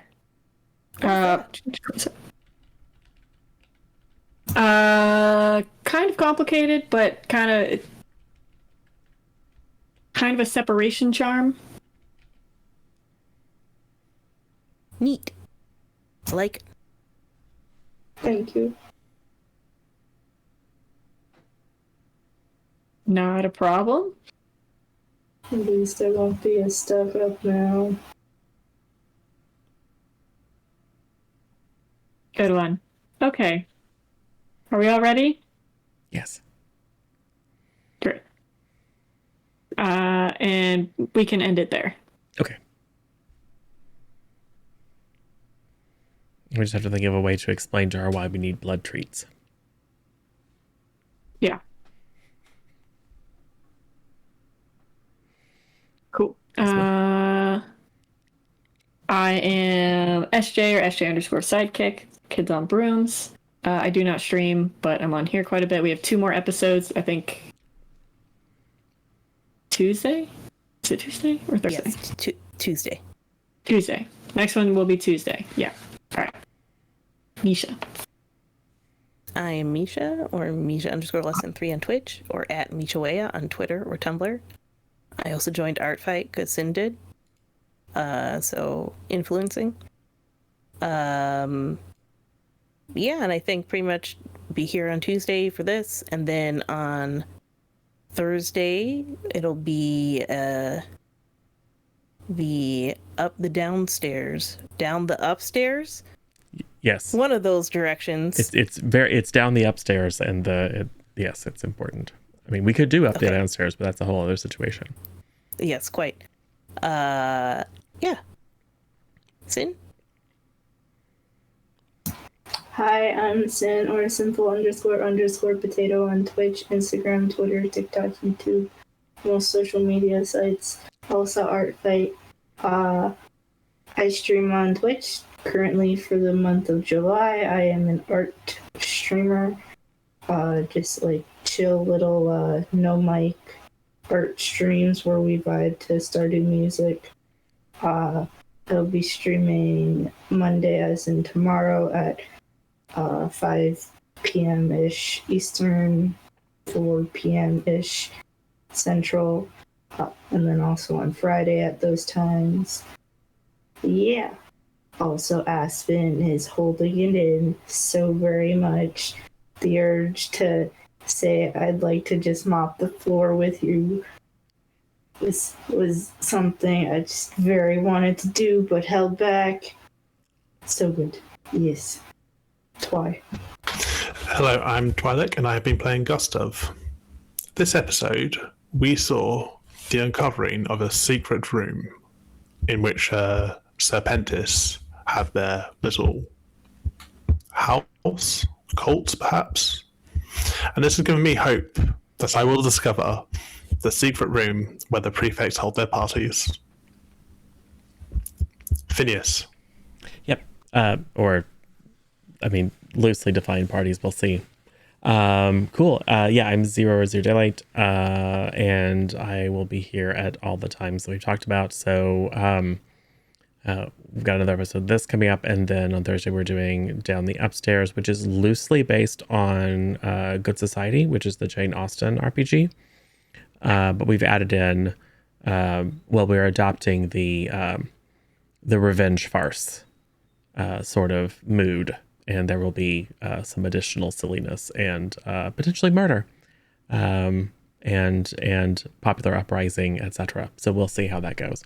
It's a super duper narrative system, so it'll be mostly kind of collaborative and improvisational roleplay, less rolling and more rolling. Cool. Well, awesome. Well, thanks SJ for running. Thanks everyone for playing. Thanks everyone in chat for coming and chatting and all the boons and banes and good stuff like that. Let's say goodbye to our friends on YouTube, and then we'll find someone to rate. So bye everybody on YouTube.